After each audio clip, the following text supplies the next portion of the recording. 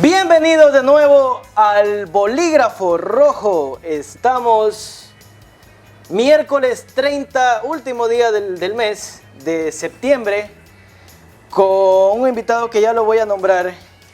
Y lo conozco a él, o ustedes lo conocen también desde hace, ¿qué será? Unos 8 años. Que, bueno, ya vamos a hablar un poquito acerca de eso. Presento a la cerveza, bueno, no es la cerveza, es cervecería La Tierrita, pero como ustedes saben, ya lo dije en otros programas, no puedo publicar licor al aire, entonces Cerveza La Tierrita está produciendo ahora una bebida de malta que es parecido a lo que, le voy a hacer la pauta, la Pony Malta, es parecido a la Pony Malta, bebida de malta cebada, o cebada de malta, algo así, y lo pueden consumir los niños y así no me multan. La Secretaría de Comunicaciones, de Arcotel, un poco de cosas que hay del gobierno que regulan estas cosas. Entonces ya no nos pueden multar porque estamos auspiciando una bebida que no es alcohólica y la puede conseguir usted llamando los números que van a salir aquí en pantalla de Cerveza La Tierrita. Si usted es adulto, ahí sí puede pedirse una cervecita, pero los niños no les dé cerveza. Entonces voy a proceder a servir y degustar un traguito de una bebida de malta de Cerveza La Tierrita, Cervecería La Tierrita. Le decía yo a mi invitado a otras cámaras y se los he dicho a ustedes también que uno está tranquilo, pero ya se siente aquí y empiezan los nervios. Y hablaba también con Verónica Rivero cuando le hice la entrevista y dice que los nervios nunca se van. Ella tiene 10 años haciendo el programa Farra TV y dice que hasta ahora, después de 10 años, 10, 11 años, los nervios nunca se le van. Entonces ahora sí, doy paso al invitado de esta semana, el señor Caballero, líder Olaya. ¿Cómo le va, líder? Mucho Muy gusto. buenas tardes. ¿Qué tal? Muy buenas tardes, Fabio. Gracias por la invitación. A ver, le abro la bebida de malta para que usted también Gracias, muy gentil. la deguste y me acompañe. Gracias, muy gentil. Veamos. Pruébela, es... Sí sabe muy bien. Él, antes de entrar en la entrevista, me dice, ¿y ahora cómo hacemos si yo no tomo alcohol? No, pues le digo, ahí está la solución. Han estado aquí, a ver, salud. Han estado aquí deportistas también que no han... Hace tiempo, hace un mes más o menos, dice como un especial con deportistas. Estuvo Anestoy Zambrano, Paco Andrade, tenista, y Darwin Castillo de Jaipadida, y los tres no tomaron. Anestoy, por cortesía, me aceptó una. Sabe a miel de tierra. ¿A miel de tierra? De tierra. ¿Cuál es la miel de tierra? Bueno, hay una abeja que hace su producción dentro de la tierra. Ya, o sea, hace la Casi miel... siempre ocupan las casas de las hormigas u otro espacio y allí es donde producen la tierra. Oh, muy bien, eso no sabía. Sabe a miel de tierra. A mí, el chico que hace la cerveza dice que a este lote de cervezas de Malta le puso arazá. Entonces por eso el sabor un poquito ácido. A arazá y sabe mejor. Líder, usted es lojano. Sí. Sí, Lojano, ¿nacido aquí o nacido en Loja y vino para acá? Nací en Loja. Ya. Y luego vine a Santo Domingo. Una parte importante pasé entre Santo Domingo y Quito por un tema de estudios. Y luego ya de profesional vine a Santo Domingo y me quedé acá. ¿Qué edad tiene usted? ¿Se puede saber? Estoy por cumplir 55 años. Ah, está joven. Sí, está joven.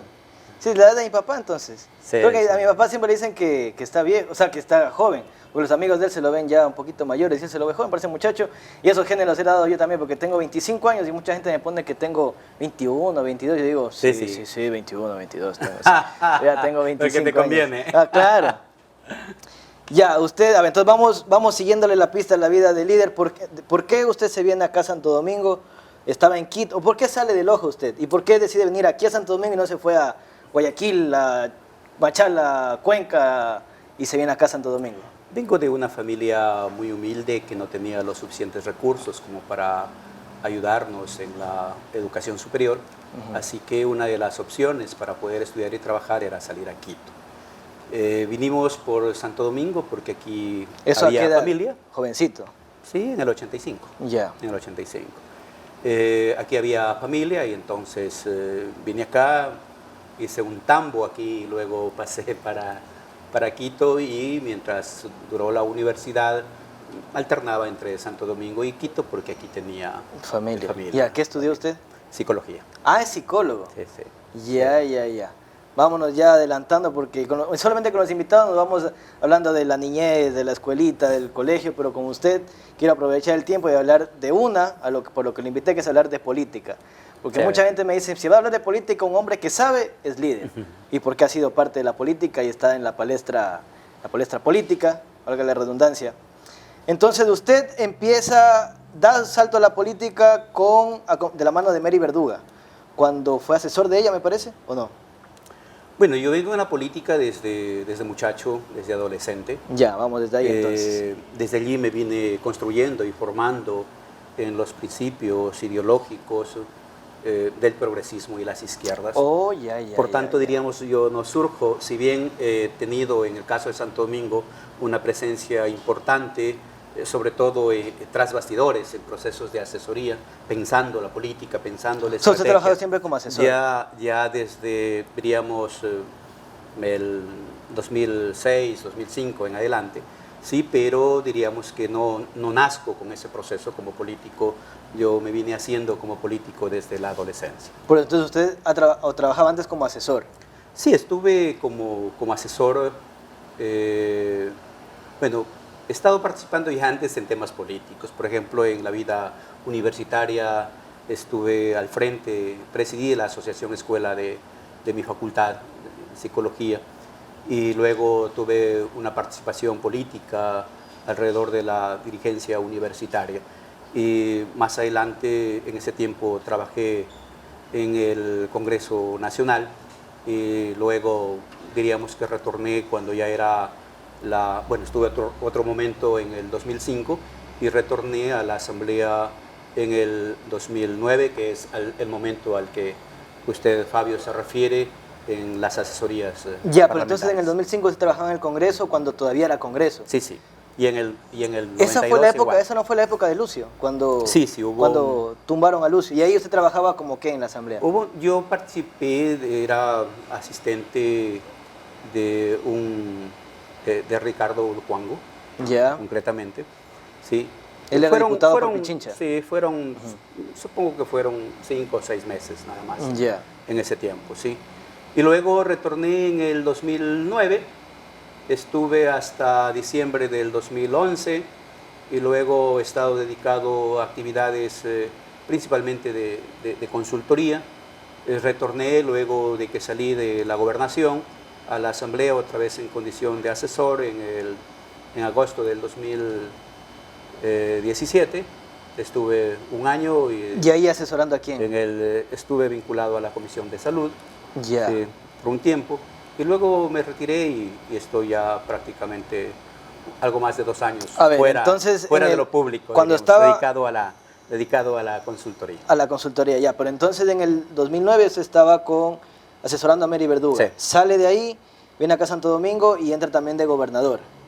Más adelante. Más adelante. Más adelante, sí, más adelante. Entré a la gobernación en octubre del 2016, salí en junio del 2017.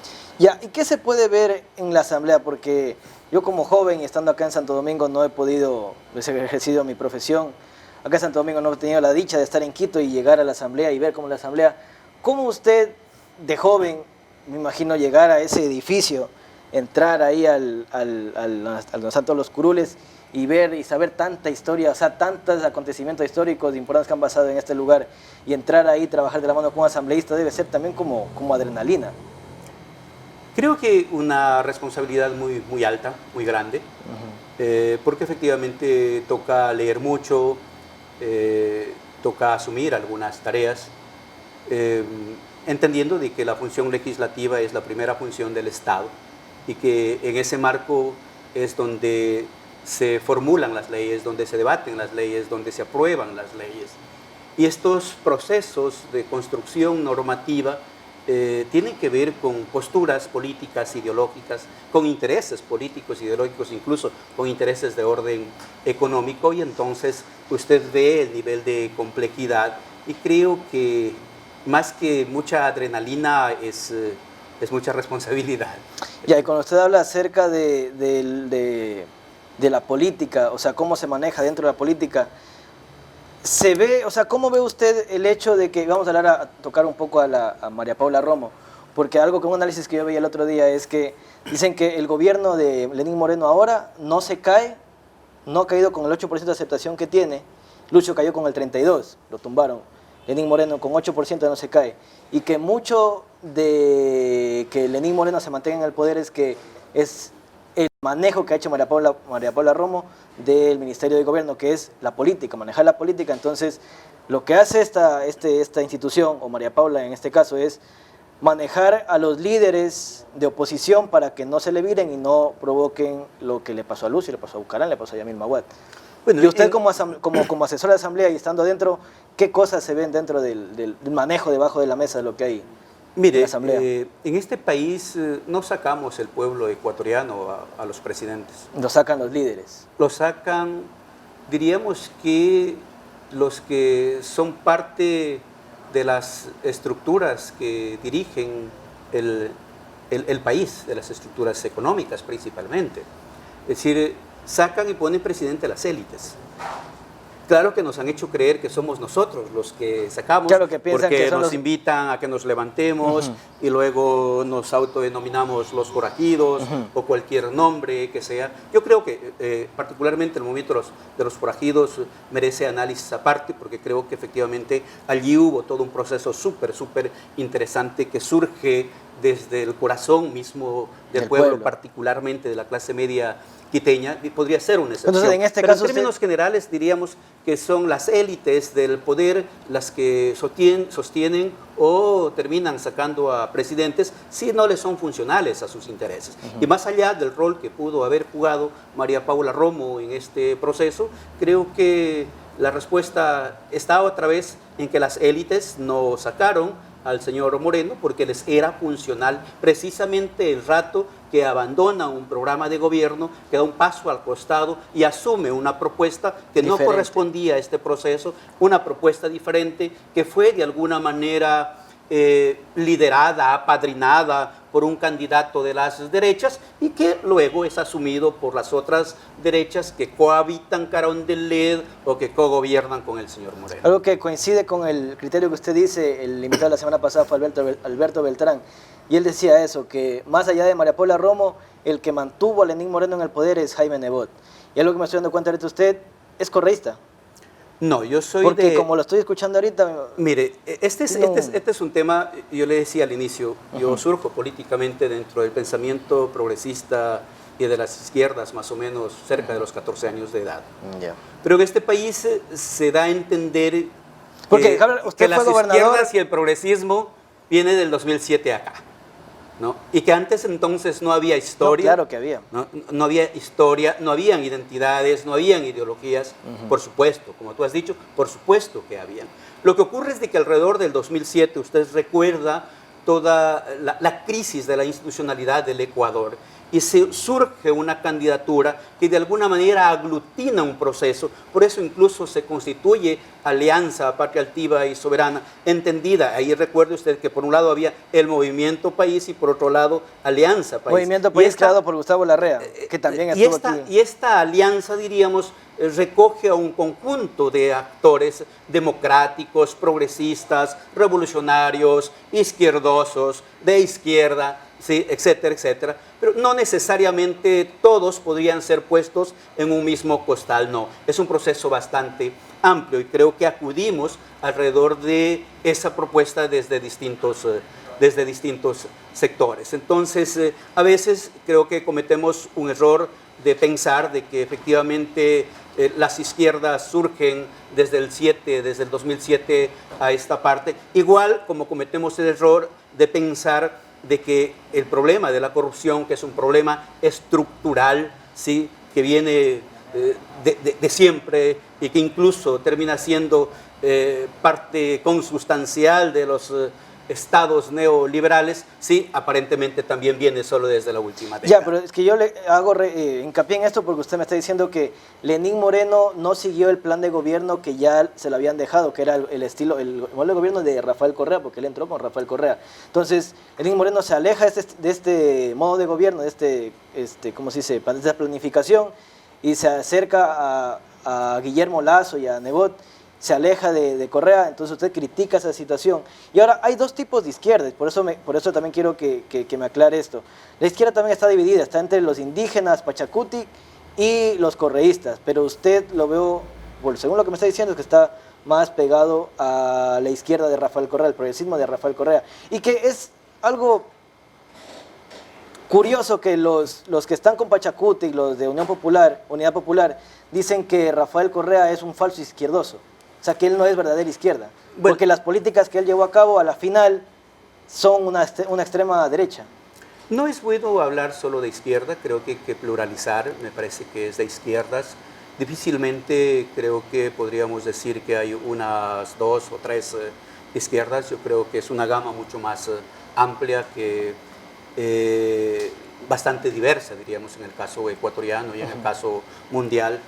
Surge alrededor de las socialdemocracias internacionales, de hecho, alrededor de la segunda mitad de 1800, particularmente en Europa y en la Rusia de ese entonces, empieza a surgir la socialdemocracia, ¿sí? Como una primera estructura dentro de las izquierdas. A estas alturas diríamos que la socialdemocracia representa una suerte de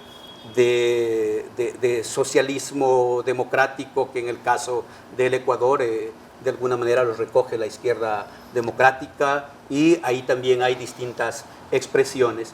Y hay otros tipos de izquierda. El progresismo, no necesariamente el progresismo siempre está del lado de la izquierda. Usted puede encontrar, por ejemplo, muchos empresarios nacionales que, siendo nacionalistas, que teniendo derechos o intereses alrededor de la libertad, particularmente del liberalismo de empresa, ¿sí? Son gente progresista porque reconoce derechos respecto de los trabajadores, derechos sociales, etcétera, etcétera. Entonces, como que es bueno más bien entender desde lo plural las izquierdas, como me parece que también es bueno entender desde lo plural a las derechas. Hay varias, no solo una. Sí, yo creo que hay varias expresiones con rasgos particulares cada una de ellas, y que ha hecho de que no solo en el Ecuador, en el mundo, no haya la posibilidad de que se junten o nos juntemos, nos unamos y siga estando disperso, y este proceso electoral de alguna manera muestra esa dispersión. Creo que alrededor de Rafael, yo puedo compartir que posiblemente no se trate de una persona de izquierdas.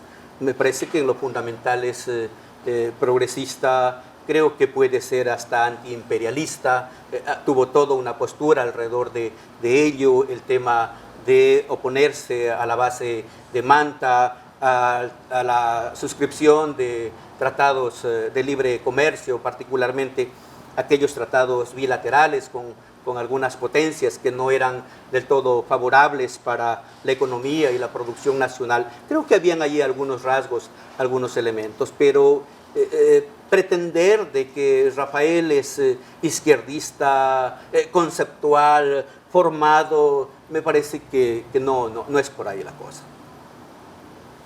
Y hablando de izquierda, ¿usted cómo califica el gobierno que se autodenomina de izquierda, el comunismo de Cuba y de Venezuela y Nicaragua? Fabio, el comunismo no ha existido como modelo político, económico, de manera expresa en ningún territorio.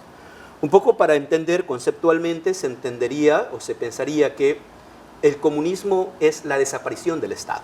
Desaparición del Estado. Eso significa comunismo. Pero sin comunismo no es cuando más controla el Estado todo. No.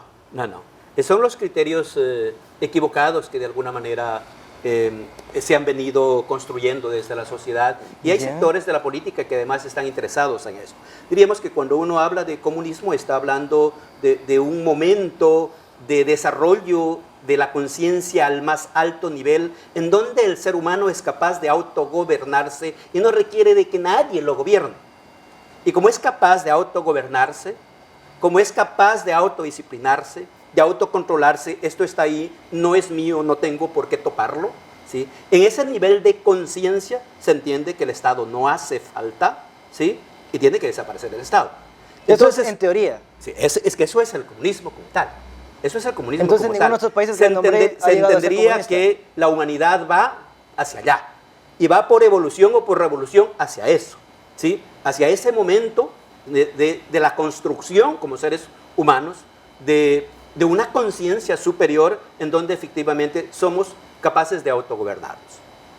Y desaparece el Estado porque ahora, otra vez, conceptualmente, el Estado es una máquina de opresión de un sector sobre otro sector, de una clase sobre otra clase. Y entonces, en el Estado, por ejemplo, esclavista, el Estado era una máquina de opresión y de represión de los esclavistas, del rey, contra los esclavos. En el Estado feudalista, una máquina de opresión de los terratenientes, ¿no es cierto?, de los dueños de la tierra contra los siervos de la gleba o los trabajadores de la tierra. En el capitalismo, el estado de opresión de las burguesías, de los industriales. En términos generales, de estos sectores de poder que ejercen el poder a través del Estado contra los obreros, los trabajadores, etcétera, etcétera. En el socialismo, como que la cosa da la vuelta, y entonces, como el poder ha tomado el pueblo, ¿sí?, los obreros, los campesinos, las clases medias, entonces estas ejercen, ¿sí?, una opresión contra los que antes estaban en el poder, pero sigue siendo Estado, y como Estado, por tanto, sigue siendo un instrumento de opresión y de represión. Pero ocurre que, conceptualmente, otra vez, el socialismo no es sino el camino más corto para llegar al comunismo, se entendería eso en teoría. Y ahí en ese marco habría que decir cuáles de estos países que usted inicialmente preguntó han sido o no han sido socialistas. Y ahí viene otro tema. Por ejemplo, el caso de Cuba, esta es una cosa súper interesante, pero diríamos que la tendencia de izquierdas y particularmente del marxismo a nivel mundial tuvo una fractura en los 60s, en el 64 terminó separándose y entonces la China fue por un lado y la Rusia fue por otro lado y el mundo de las izquierdas de alguna manera empezó a alinearse por un lado o por otro lado.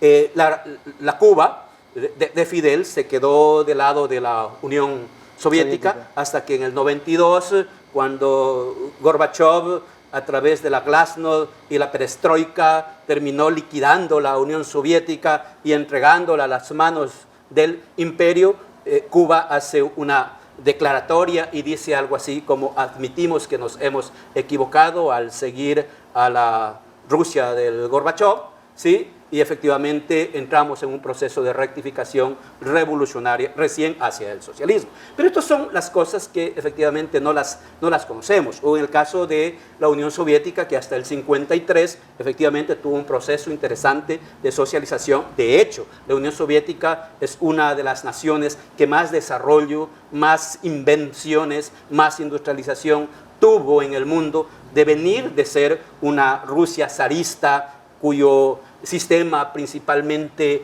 era feudal, ¿sí?, a constituirse en una gran potencia mundial. Es evidente que efectivamente este proceso de izquierda socializante, en fin, tuvo unos resultados importantes, pero del 53 en adelante dejó la Rusia de ser esa Rusia progresista. Para el 20 Congreso del PQS, del Partido Comunista de la Unión Soviética, ya hicieron unas reformas que pueden sonar muy parecidas a algunos procesos nuestros, como por ejemplo, hasta ese entonces, el partido que sostenía ese gobierno era el Partido de la Clase Obrera, dejó de llamarse el Partido de la Clase Obrera para entenderse como el partido de todo el pueblo. El gobierno dejó de ser el gobierno de la Alianza Obrero-Campesina para empezar a llamarse el gobierno de todo el pueblo, ¿sí? Y entonces empezaron a revisar algunas cosas. Y bueno, yo creo que en el caso de la China, la revolución cultural iniciada por Mao Zedong fue truncada pronto, y desde mi punto de vista la China jamás ha sido ni revolucionaria ni socialista. El modelo chino es un modelo capitalista, ¿sí?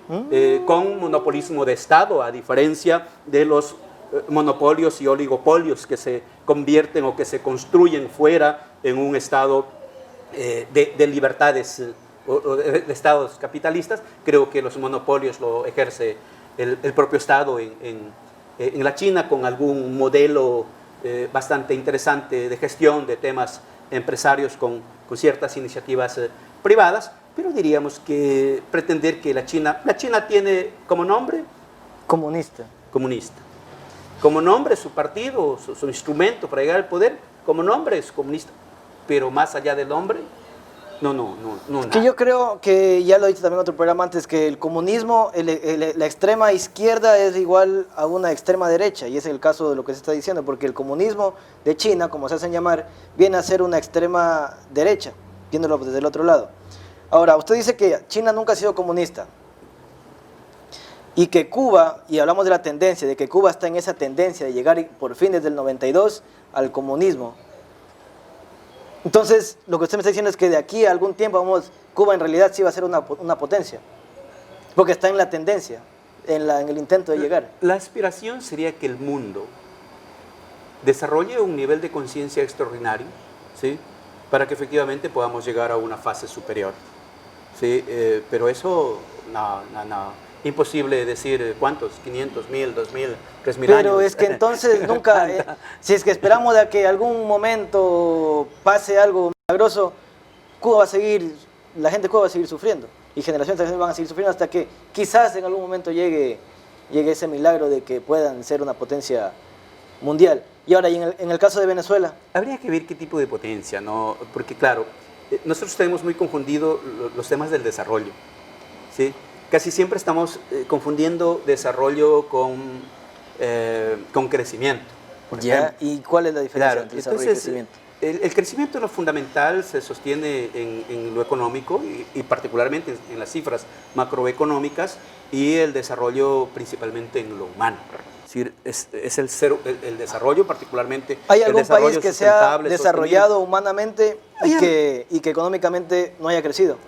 Hay algunos países, por ejemplo, a mí me gusta mucho el modelo de Finlandia, el modelo sueco, ¿sí? Que sin haber dejado de ser países capitalistas, efectivamente ellos desarrollan algunos procesos súper interesantes en donde Humanos. ponen de por medio al ser humano, es decir, todo el Estado, toda la maquinaria está al servicio del ser humano, no al revés, no el humano al servicio del Estado, no el humano al servicio de la máquina, no el humano al servicio del billete. Esto tiene que ver más bien con la educación del pueblo. No solo con educación, con modelos, Fabio, porque finalmente las grandes transformaciones solo las puedes hacer, por desgracia, desde el poder.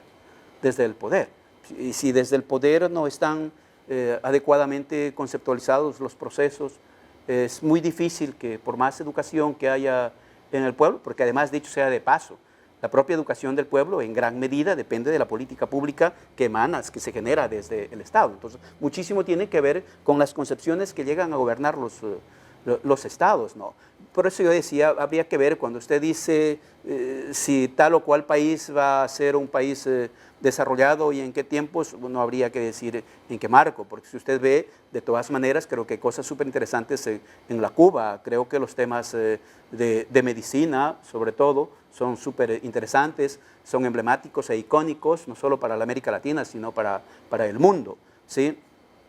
Y ahí yo creo que algunos temas, como por ejemplo el hecho de entender de que la ciencia, el conocimiento debe estar al servicio de la sociedad, ¿sí? Y que no tiene que ser parte de la estructura privatizadora y privatizante del propio conocimiento. Entonces creo que son avances muy significativos. Yo creo que el caso de Venezuela es un caso complicado. Yo soy muy crítico de lo que hace Maduro con ese proceso, muy respetuoso de los procesos libertarios, de los derechos del pueblo venezolano a autodeterminarse, muy respetuoso, pero evidentemente, a diferencia de otros amigos que militan dentro de las izquierdas y todo eso, yo creo que ahí hay algunos errores, ¿no? Sí, es cierto, el imperialismo ha tratado de cercarla por todos los mecanismos posibles a través de sanciones de orden económico, sancionando a los países que compran las materias primas de la Venezuela, ¿no? Pero me parece que más allá de eso han habido muchos errores en la conducción de ese Estado, con algunos errores también conceptuales respecto de la izquierda, que desde el poder ha intentado conducir algunas cosas. Que es una tremenda dosis de teoría y de conocimiento. A mí cuando pregunté, cuando le dije que iba a entrevistar a usted, que gente del canal me dijo, prepárate porque ese hombre sí te va a dar duro, o sea, no a mí, pero lo que está hablando. Realmente sí es una conversación fuerte y dura de entender, y para ustedes que están viendo en sus casas de esto, pues si lo ven en YouTube, regresen y vuelvan a escucharlo y tomen nota, porque hay que ir entendiendo paso a paso, poquito a poco, y conocer también acerca de historia. Yo algo lo estoy siguiendo, o sea, sí lo estoy entendiendo, lo estoy siguiendo, pero Gracias. también es difícil asimilar tanta información en poco tiempo. Ya, entonces, y usted mismo se ha contestado preguntas que yo cuando le voy a entrar, y ya solito usted se la responde. Le iba a preguntar, o sea, si es que usted piensa que Venezuela sea producto de un bloqueo estadounidense, ya respondió, pero no cree también que sea, y sí, también dice usted que también es culpa de ciertos errores que han cometido los venezolanos, el gobierno venezolano, pero ¿no cree usted también que sea un gobierno títere de los militares, que los militares son los que, porque el compañero de aquí del programa En la Mira, Jorge Chávez, él es amante a muerte de Chávez, de Hugo Chávez, pero que vino Maduro, él dice, vino Maduro y se fue a este país a la miércoles, pero los maduristas dicen que son el reflejo de Chávez. ¿Usted piensa que Chávez y Maduro son lo mismo? No. Yo creo que ahí son dos cosas diametralmente distintas. Eso es lo que dice también Jorge Chávez. Dos seres humanos, dos personas diametralmente distintas. A mí me parece que... ¿Cuál es la diferencia entre Maduro y Chávez? Primero, me parece que Chávez tenía mucha más formación, mucha más disciplina. Creo que logró desarrollar muchísimo algunos conceptos del socialismo ahí. Y me parece que cuando el señor Maduro asume, me parece que no tenía la talla ni la calidad que requería la Venezuela, del estadista que requería ¿Cree Venezuela usted que para Chávez... continuar un proceso progresista bastante interesante, corrigiendo los errores que algunos de ellos también había cometido Chávez? ¿Cree usted que Maduro es un dictador?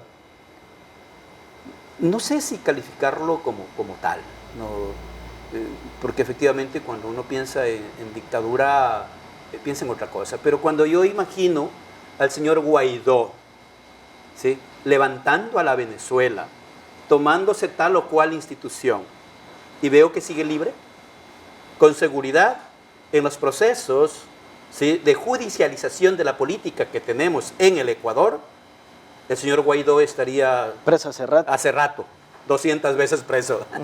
Sí. Me parece extraño. Sí. Entonces, no podría, diríamos, calificar de todas maneras. No admito que no tengo un seguimiento, por lo menos últimamente, con mayor profundidad del proceso. Pero cuando uno ve estos elementos, porque uno tiene que tener algunos signos que le digan, por ahí está la cosa, ¿no? Este señor es dictador, o se trata de un sistema dictatorial. Pero cuando usted ve que las derechas y la oposición efectivamente hace lo que hace el señor Guaidó, ¿sí?, cuando usted ve que el señor Guaidó, apadrinado por el presidente de los Estados Unidos, hace una gestión a Inglaterra para que retengan unos recursos que están allá y sigue libre, o sea, uno entendería que efectivamente ese calificativo es exagerado, diríamos, para un gobierno que con seguridad tiene un pocotón de defectos. Sí, pero diríamos que como que calificarlo de dictador... Chávez tampoco era dictador entonces. Bueno, y Fidel. Es que ahí vienen algunos temas. Verá, cuando un poco pensamos en las democracias, hemos tenido algunos modelos, por ejemplo, bipartidistas. El modelo de Colombia durante un buen tiempo, el modelo estadounidense durante algún buen tiempo, ¿sí? Y entonces han venido alternándose los unos y los otros, y aparentemente nos lo venden eso como una democracia muy fortalecida, maravillosa, etcétera, etcétera. Pero que en realidad es el manejo de dos partidos. Exactamente, previo acuerdos. Incluso la Constitución como el máximo instrumento de consenso, diríamos, de una sociedad, recoge esos lineamientos, ¿no? Cuando usted ve a doña Angela Merkel en la Alemania, que ya cerca un poco más de los 16 Casi 15 años, claro, más. al frente, ¿no? Y que todavía le quedan algunos más, diríamos, sí, pretender de que la señora Merkel sea dictadora, a mí me parece que no, que no es por ahí. Claro, ¿por qué han sido? Pero la diferencia es que en Venezuela la gente se queja y la gente sale huyendo de su país. En Alemania la gente parece que vive contenta, es una potencia mundial Alemania. Por supuesto que hay diferencias significativas, ¿no? Pero el hecho de que la economía esté bien o mal no me dice, no es un signo para calificar de dictador o no a alguien. O sea, sí, me parece que yo admito con usted, Fabio, de que sí hay unas diferencias abismales, además, ¿no? Respecto de los temas económicos, pero diríamos que el hecho de que un país esté mal no necesariamente significa que sea una dictadura. Claro, un símbolo o que es producto resultante de un proceso de dictadura, ¿no? De todas maneras, lo que sí está claro es que alrededor de ello hay unas constituciones y diríamos hay unas sociedades que de alguna manera avalan. La constitución es una suerte de contrato social que genera un consenso mayoritario en las gentes y son sistemas que de alguna manera están garantizados por esas constituciones. Para unos tal vez no son los ideales porque nos gustaría que hayan más partidos, pero vivimos en democracias como las nuestras, democracias tan plurales, entre comillas, que en cambio criticamos la existencia de demasiados partidos y de demasiados candidatos, ¿no es cierto? Claro, como pensando que tal vez los extremos no son los más adecuados, pero otra vez, calificar de dictadores a estos procesos que de alguna manera surgen de procesos democráticos que están enmarcados en los postulados constitucionales que rigen a esos países, de pronto como que no es lo más adecuado. Entonces Cuba tampoco es una dictadura. Yo creo que Cuba está avanzando en ciertas cosas, ha tenido algún nivel de apertura, que a veces no siempre La Cuba de los 80s y 90s y 70s no era dictadura. Creo que eran otros momentos, es decir, no sé, hay cosas maravillosas. Ojalá algún rato con un poquito de tiempo usted pueda revisar temas. Nada más, yo me sensibilicé y lloré mucho con un par de obras que hablan sobre el proceso nicaragüense, que en algún momento también preguntabas. Una obra se llama Canción de Amor para los Hombres y la segunda, La Montaña es algo más que una estepa verde. Pero en realidad con Canción de Amor para los Hombres creo que me sensibilicé muchísimo. Yo creo que es una obra que te hace llorar todas las veces que abres la página, la primera página para leerlo, ¿no? Y un poco voy a eso porque creo que podríamos entender cuando tú en el caso de Cuba lees todos los procesos de la Sierra Maestra o lees el discurso del Fidel o el sustento de Fidel. Claro, pero al principio sí, para que llegue al poder. En la historia me absolverá. Y un poco cómo describe la realidad de esas naciones y de esos pueblos, creo que difícilmente uno podría pensar que se trataba de dictaduras. Y el otro tema es de que en los 80s, en el mundo, cuando tú optas por el poder desde las izquierdas, casi siempre, bueno, no solo desde las izquierdas, cuando es necesario las rupturas, siempre estás pensando en dos caminos.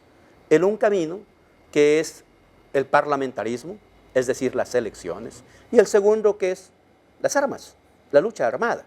Y cuando hablamos de los 80s, estamos hablando de que principalmente la toma de poder desde las izquierdas era a través de la lucha armada, con excepciones de Chile, con Salvador Allende, que él pensaba que sí era posible a través del parlamentarismo, pero luego hubieron algunas posturas críticas, incluso ya sabes lo que le pasó con Pinochet llegó después.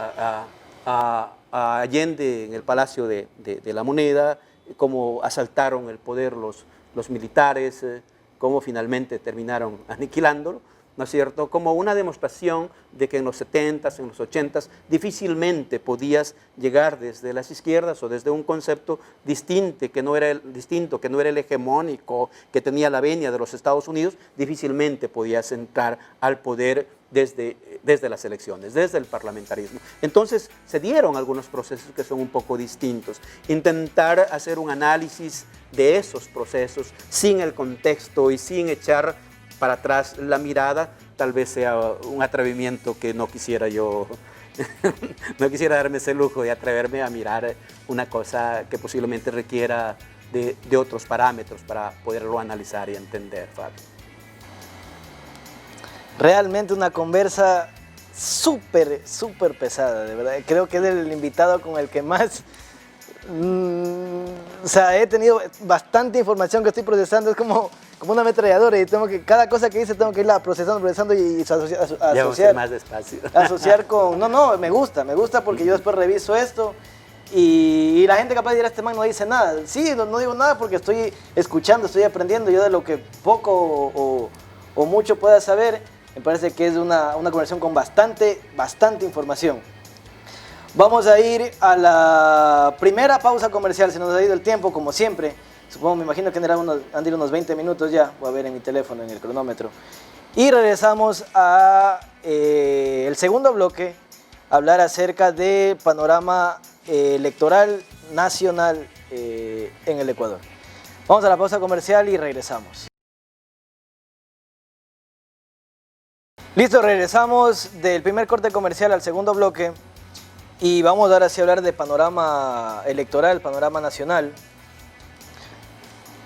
panorama político. Y antes de llegar a eso quiero contarles una historia que la contábamos tras cámaras, pero quiero volverla a contar para que ustedes la escuchen y que usted nos dé su criterio respecto a lo que ya le conté tras cámaras.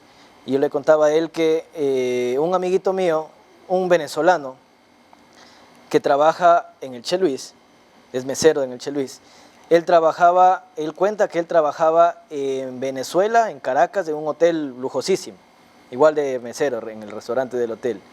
Dice que a ese hotel llegaban, hace que será en el año 2010, 2012, llegaban Hugo Chávez y Enrique Capriles y eran panas los dos, eran amiguísimos. Llegaban y que él, como era mesero, dice que le hacían entrar a servir los platos y todo con audífonos para que no escuchen lo que estaban hablando, porque era una reunión secreta, recontra secreta, que no entraba ni comunicación ni guardaespaldas, nadie, solo entraba Chávez y Capriles. Y los meseros entraban con audífonos, con unas cosas puestas de aquí para que no escuchen nada. Entonces, y lo que me dice este venezolano es que, este amiguito, es que era puro teatro lo que pasaba, que la pelea entre Capriles y Chávez y la oposición y que no sé qué, y al final era una falsa oposición, era solo pintar una oposición para decir que es un país democrático y que tienen oposición, pero que a la final era, todo lo que hacía la oposición era manipulado por el gobierno chavista para decir que hay una oposición. Y le decía yo al líder, le preguntaba si es que piensa él que tal vez sea ahora con Guaidó lo mismo. ¿Cuál es su opinión? Bueno, a mí me parece que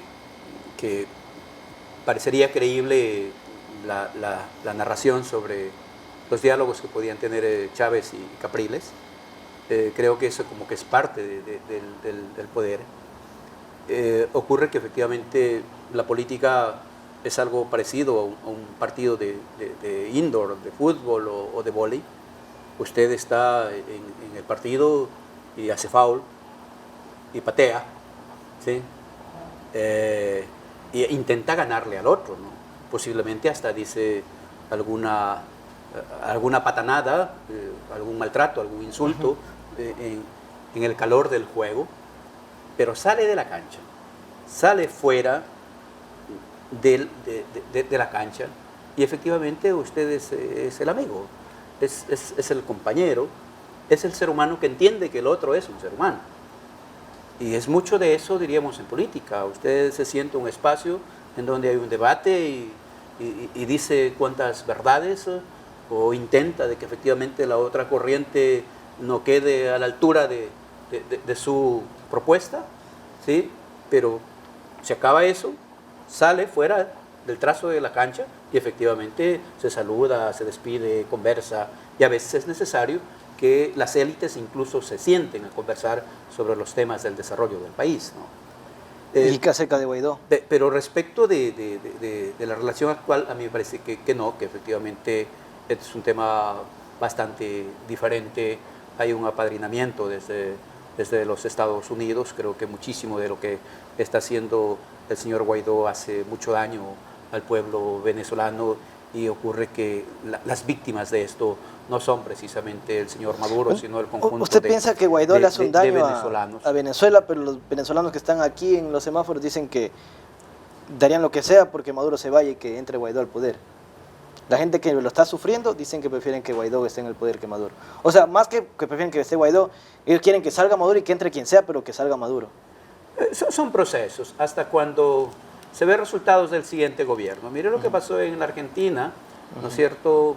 Era evidente que habían unas fuerzas que buscaban que la señora Cristina Fernández de Kirchner salga del poder y hacían todo lo necesario para que llegue el señor Macri al corto tiempo de lo que llegó el señor Macri. Todos deseaban que el señor Macri Lo que pasó aquí en Ecuador también, pues todos querían que Rafael se vaya y ahora todos quieren que Rafael regrese debido al mal manejo del país. Sí, son percepciones legítimas, diríamos, de la gente, pero posiblemente en el ejercicio del poder, ya en el ejercicio del poder, esas percepciones sean completamente distintas, porque ocurre que la tendencia política ideológica a la que representa el otro señor posiblemente agrave más la situación de la Venezuela y entonces no necesariamente empiecen a llorar al señor Maduro, pero entiendan de que efectivamente esa no era la vía, esa no era la ¿Y cuál es solución. la vía entonces en Venezuela? A mí me parece que lo ideal sería que el mundo le permita a la Venezuela ejercer profundamente su soberanía. Entonces es culpa de Estados Unidos y del bloqueo comercial. No. Yo creo que hay algunos factores. Pretender que los Estados Unidos son los únicos responsables del proceso venezolano, me parece que no solo es una subjetividad, creo que sería asumir un análisis muy fraccionado, ¿no? Creo que ahí hay algunos factores. Mire, por ejemplo, a mí me parece que en Venezuela, en el tiempo de Chávez, no se hizo lo suficiente para generar industrialización de los derivados del petróleo a escalas y dimensiones necesarias para posicionarte en el mundo, siendo uno de los países con altas reservas petroleras. Dicen que es el mejor petróleo de todos. Sí, y el segundo en reservas respecto del mundo, ¿no es cierto? Y creo que se pudo haber avanzado muchísimo más en el cambio de la matriz productiva, en la sustitución de la matriz energética para hacerlo al país menos dependiente de los fósiles y buscar energías alternativas que efectivamente permitan generar otras realidades. Creo que desde las izquierdas como que es obligación trabajar en economías circulares que permitan un adecuado tratamiento de los desechos, de los residuos, para volver a procesar y de alguna manera disminuir temas contaminantes, pero sobre todo en lo circular, en la necesidad de desarrollar ese proceso, generar más espacios de trabajo, etcétera, de la gente. Algo que dicen bastante es que... Yo creo que el problema venezolano es bastante complejo y me parece que ahí hay algunos factores que están incidiendo. Algo que dicen que también en Venezuela la economía giraba en torno al petróleo y cuando el petróleo cae el precio del barril, se va al diablo todito porque todo gira en torno al petróleo, no hay agronomía, o sea, hay muy poca agronomía, muy poca ganadería, entonces, o turismo sí tienen, pero que todo lo principal, el 80% de Venezuela depende del petróleo, entonces si el petróleo cae o la economía petrolera cae, también todo el país se va al diablo. Vamos ya dejando este tema de lado y ahora sí vamos a hablar de panorama electoral y para seguir un poquito con la idea que empezábamos, era que usted decía que Fabricio y Rafael la gente pensarían algunos que es puro teatro la pelea entre los dos. Lenín Moreno y Correa también, la gente pensaría que es un teatro y usted dice que no es así.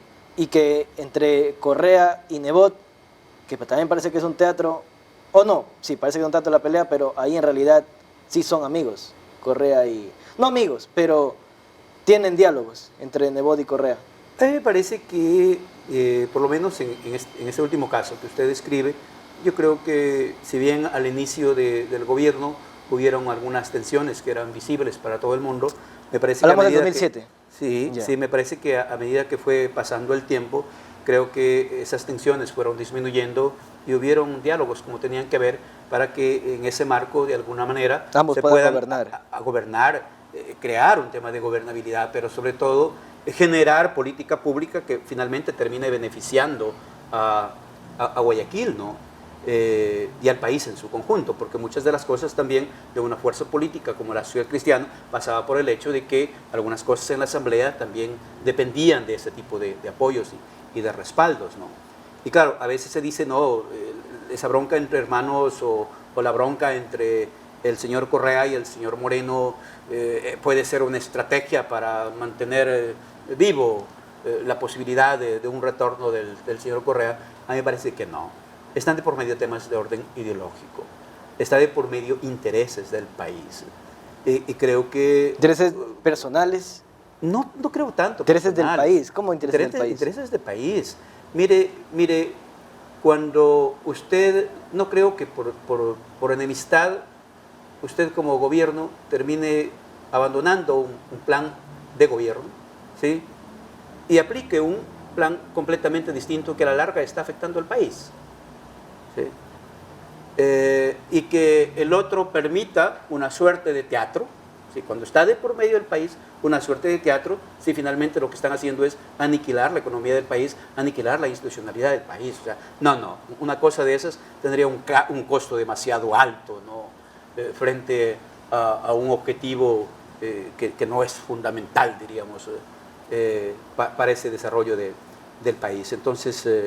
pero bueno, la gente de todas maneras usted dice que legítimo derecho a tener la percepción de que muchas de esas cosas en política son pensadas, son pautadas, son conversadas antes y que no hay mucho de realidad. Usted dice que entonces no es posible o no cree esta teoría de que los políticos tengan intereses personales, sino que todo es por interés del país. No, pero por supuesto, no. Yo solo intentaba graficar el tema de una bronca cuando está de por medio de los intereses del país. Pero en lo otro, sí, pues mire, la aplicación del modelo actual. Esos son intereses corporativos, esos no son intereses de país, son intereses corporativos. El hecho de que este gobierno, por ejemplo, al abandonar una propuesta de gobierno, ¿sí?, se haya allanado a los dictámenes del Fondo Monetario Internacional y los organismos, ¿sí?, multilaterales, es evidente que afecta al país, es evidente que afecta al país. Y entonces hay otra corriente que de alguna manera está en contra de eso, y esta otra corriente plantearía una defensa de los intereses del país, por supuesto, así habría que entenderlo. Aplicación de un plan de gobierno que no fue el suyo para favorecer intereses corporativos, defensa de una corriente para luchar por los intereses del país. ¿Cuál cree usted que debería haber sido el rumbo que debía haber tomado Lenín Moreno y no caer en este plan de gobierno que favorece a, ¿cómo dice?, a las corporaciones? Bueno, yo creo que habían algunas salidas. O sea, si no, a ver, en el caso del Fondo Monetario Internacional, si es que la salida no es pedir prestado más dinero a estos fondos internacionales, ¿cuál hubiese sido entonces la salida? Porque yo me imagino que esto de los subsidios, y capaz en mi ignorancia lo digo, pero yo pienso que esto de los subsidios, y aproveche para tomar ahí porque se le va a secar la garganta, capaz, yo como lo veo es que esto de los subsidios en octubre del año pasado era para librar un poco el gasto del país, y con esa liberación de dinero que iban a tener por dejar de subsidiar el gas, iban a tener dinero para aprovecharla en otras cosas. Pues al final no se dio, entonces dice, chuta, me imagino, y usted me corregiera, que el presidente habría dicho, puta madre, no puedo hacer, ya no me dejaron quitar el subsidio. Vamos a ver por dónde seguimos, busquemos más dinero, entonces acá me están dando dinero, a ver, ven el Fondo Internacional, te préstame dinero. Entonces, si no es por el Fondo Internacional, no es por los subsidios, ¿qué hacemos entonces? ¿Seguir subiendo intereses? ¿Cuál debería ser la salida? Mire, yo creo que atravesamos un momento muy difícil. El mundo desde el 2008 a esta parte sufrió un sinnúmero de crisis. A Latinoamérica y particularmente al Ecuador le llegó concretamente los efectos de esa crisis alrededor del 2016, que fue el año más difícil, diríamos, para los ecuatorianos. Yo creo que este año es más difícil. Sí, pero hasta los empresarios pero no también. Porque los indicadores planteaban eso, ¿no? Además de la pandemia y todo ese tipo de cosas, ¿no? Pero no creo que los indicadores planteaban ese tipo de dificultades, ¿no? Yo creo que en gran medida y hasta la mano del gobierno. Por eso termina siendo este año muy crítico, ¿no? Pero diríamos que hay un momento de crisis bastante complicado para el 2016. Cuando el señor Moreno efectivamente llega al gobierno, pudo haber planteado algunas cosas. Creo que todos coincidíamos en la necesidad de una renegociación de la deuda externa. Sí, creo que se podía buscar mecanismos de extensión de plazos, de disminución de intereses. Sí, me parece que eso era necesario. Y el primer paso que usted tenía ahí es efectivamente intentar esa negociación con sus propios acreedores, ¿no es cierto? Que más o menos como que los expresan ahora, ¿no es cierto? Claro, ahora no pero no en los mejores términos, ojo. Yo solo le voy a graficar la negociación de la deuda, de un tramo de deuda de 17 mil millones, de algo más de 17 mil millones de dólares.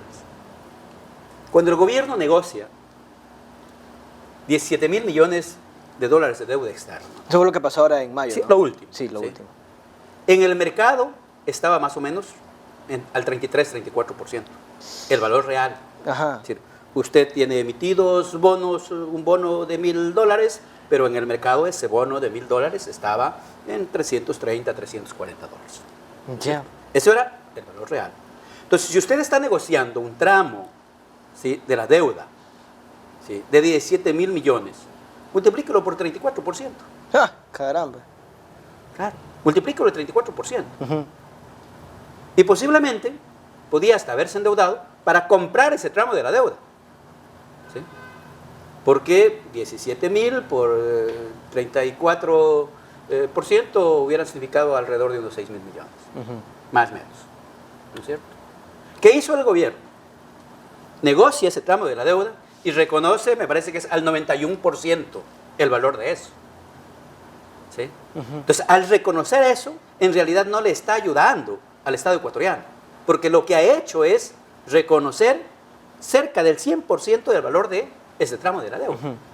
¿Quién sale beneficiado de eso? ¿Los ecuatorianos o los tenedores de la deuda? Los tenedores de la deuda. Que estando en el mercado, si usted era tenedor de deuda y tenía $1 millón en bono, lo vende ahora, ¿qué hubiera obtenido? 340 mil. ¿No es cierto? Más o menos, porque hubo un tiempito que bajó hasta el 24 y por ahí mismo subió algo más del 35%, ¿sí? Pero más o menos en promedio. Entonces, claro, ese tipo de acuerdos, ¿sí?, ese tipo de política, principalmente, ¿sí?, beneficia a intereses corporativos, a sectores muy puntuales, muy concretos. ¿A quién afecta? Al conjunto de ecuatorianos. ¿Qué es lo que nos han vendido de eso? La idea de que, no, es que ahorita no tenemos que pagar. Sí, pero vamos a tener que pagar. En algún momento después, claro, hasta el 2040. Pero por supuesto, vamos a tener que pagar. ¿Sí? Y se siguen generando situaciones bastante complicadas. Dicho sea de paso, ese tramo de la deuda no es la deuda histórica, es deuda de este gobierno. Ojo. De este de aquí. Sí. Es deuda de este gobierno. Entonces, porque, claro, también dice la gente, claro, es que está negociando la deuda que nos dejaron, y etcétera, ¿no es cierto? Entonces, sí, usted tenía las posibilidades al inicio de entrar a un proceso de renegociación. Creo que hay cosas que usted no puede hacer, no puede dejar de hacer. Mire, a mí me parece que era necesario seguir invirtiendo en lo que estaba en camino. Obra social. Era necesario seguir invirtiendo en infraestructura energética, pero por supuesto. Porque ¿qué ocurre, Fabio? Usted tiene una casita, la deja a medio hacer y la abandona. Después de un tiempo, ¿qué pasa? Dañada, ya se daña, se destruye, pero por supuesto, se destruye. Porque deja las cosas a la intemperie y efectivamente con el tiempo eso se va a destruir. Pero ¿por qué no invirtieron? No solo para decir que estaban mal hechas, ¿sí?, o no solo para decir que o porque no había plata, sino lo fundamental porque ahí había un objetivo político. ¿Cuál era el afectar la vida de alguien, ¿sí?, sin importar que con eso, no con afectar la vida al otro señor, sino con dejar de invertir en infraestructura vial, energética, productiva, etcétera, etcétera, a quien estaban a la larga afectando era al pueblo ecuatoriano. Ya ellos mismos a la larga, porque lo que dice el pueblo es que con Correa estábamos mejor, teníamos esto, y ahora este gobierno no ha hecho nada. Por último, si es que, como usted dice, si es que hubieran invertido ese dinero en terminar de hacer las cosas que quedaron inconclusas, por lo menos dijeron, bueno, el gobierno lo terminó y lo mejoró, lo que estaba ya, como dice usted, la casa a medio construir, la terminó este gobierno y Y la puso a funcionar. Y podía generar recursos, rentabilidad, etcétera, etcétera, ¿no es cierto? Pero mire, obras el reglamento que usted no puede dejar hacer. Hidroeléctricas. Sí, sí, pero por supuesto, el tema de las hidroeléctricas quedaron en camino, quedaron en proceso. ¿Y las refinerías? Sí. ¿O El no? tema de las refinerías creo que había que continuar, había que repensar, ese era un tema que estaba con algunas dificultades, ¿sí? No me parece que sea correcto que en la peor crisis usted retire plata para educación y salud. Gran parte de los efectos de la pandemia, de la mortalidad generada por la pandemia, es responsabilidad del gobierno nacional. Porque desmanteló la salud. ¿Qué se entiende que debe hacer? Si hay hospitales a medio construir, termínalos de construir, pues. Si hay hospitales construidos, pero hace falta equipamiento, adquiera el equipamiento y ponga el equipamiento. Pero no había que poner el equipamiento para decir, claro, es que dejaron haciendo una infraestructura y no hay plata sirve, y no sé cuánto más y no sirve. ¿Ya? Y si había infraestructura, equipamiento y hacían falta los médicos, contrate el personal de salud. Pero por supuesto. ¿Y qué es lo que quería que hacer? Dicho sea de paso, en octubre, cuando intentó el tema de la liberalización de los precios de los combustibles, ¿sí? Y algunas otras cosas más, no era porque, chuta, si no saco crédito, ¿sí? Y tengo esta opción, ¿sí? No, era en base a cumplir una disposición del Fondo Monetario Internacional. Claro. Sí, recuerde que hay cartas de intención. Usted es muy joven, Fabio, es muy joven, pero los que tenemos alguna edad recordamos que en los 90s, en los 80s, cada vez que iba a iniciar, o sea, ya más o menos noviembre, se empezaba a discutir que no va a haber plata el siguiente año para pagar la salud, para pagar esto, el otro, ¿sí? Para nada, porque no habíamos suscrito la carta de intención con el Fondo Monetario Internacional. ¿Qué es esa carta de intención? Un conjunto de condiciones que usted tiene que cumplirlas, caso contrario no le prestan la plata. ¿Y cuáles son esas condiciones? Primero, achicar el Estado. Ya. Achicar el Estado. ¿Qué significa achicar el Estado? Desempleo. Desempleo. Porque significa eliminar instituciones, sacar gente, ¿sí? Disminuir inversión, en términos generales, alrededor de servicios, ¿sí? 2, que el Estado deje de ser un dinamizador de la economía. Es más, que renuncie a su condición de Estado regulador de la economía. Para que deje al mercado, porque es el mercado que bajo la divina ley de la oferta y la demanda, la que establece cuánto tiene que costar tal o cual cosa. Pero entonces, ¿usted cree que el gobierno debería manipular o controlar el mercado? No. Yo lo que creo es de que si usted debe generar, que es por donde debió haber ido, un estado de bienestar necesita cumplir su función reguladora. Yo le voy a poner nada más un ejemplo. En el 88 había Emprovid. Muchas de las personas que tienen mi edad, que nos escuchan, van a saber exactamente de qué se trataba. ¿Qué era Emprovid? Emprovid era una tienda de productos comestibles. Y usted iba a Emprovid y todos los productos tenían un valor, tenían sus precios. Y la política del Estado regulador le decía, usted tiene que exponer todos sus precios. Tiene que poner el precio. Y si a alguien estaba subiendo, si el arroz le iban a disparar, ¿sí?, el valor, entonces usted tenía un valor referencial que era el de Emprovid. Y si estaba acá caro, iba y compraba en Emprovid. ¿No es cierto? Entonces sí, el Estado requiere tener un rol de regulación alrededor de la economía, por supuesto. Pero al fondo, a los organismos multilaterales, no les interesa este tipo de cosas, ¿no? ¿Qué más dispone el Fondo Monetario? En términos generales, que privatice. Y yo pregunto, Fabio, ¿cómo es que al Banco del Pacífico, que según los informes genera una rentabilidad cercana a los 100 millones de dólares, ¿por qué lo pretenden vender? ¿Por qué? ¿Para recibir 600? ¿Que los compradores en los siguientes 6, 7 años recuperan? Entonces ahora monetiza, lo que el famoso término ese que se han inventado, monetiza, tiene ahora plata, pero más adelante no va a tener las posibilidades de esos ingresos, ¿no es cierto? Pero claro, es una línea que le determinan, hay que privatizar, ¿sí? Hay que privatizar. ¿Y qué privatizan? En el argot popular diría, privatizan la pulpa, la carne, y le siguen dejando el hueso al Estado. Le siguen dejando el hueso al Estado, ¿no es cierto? Además, que en este país históricamente ha habido una política en ese sentido, ¿no? Porque uno dice, bueno, y entonces, ¿por qué el Banco del Pacífico está en manos del Estado? Porque lo quebraron, pues, el sector privado. Porque el sector privado dice, algunos de los empresarios de este país dicen que el Estado es un inútil, ¿sí? Que su estructura burocrática no permite un adecuado manejo o un manejo exitoso de este tipo de iniciativas. ¿Usted cree que el gobierno es un buen administrador? Sí, por supuesto, por supuesto. Puede ser un buen administrador. Y hay ejemplos, mire, históricamente Andinatel, hoy CNT, pero históricamente Andinatel fue una buena empresa. Mientras Pacifitel tenía pérdidas terribles, Andinatel siempre tenía ganancias.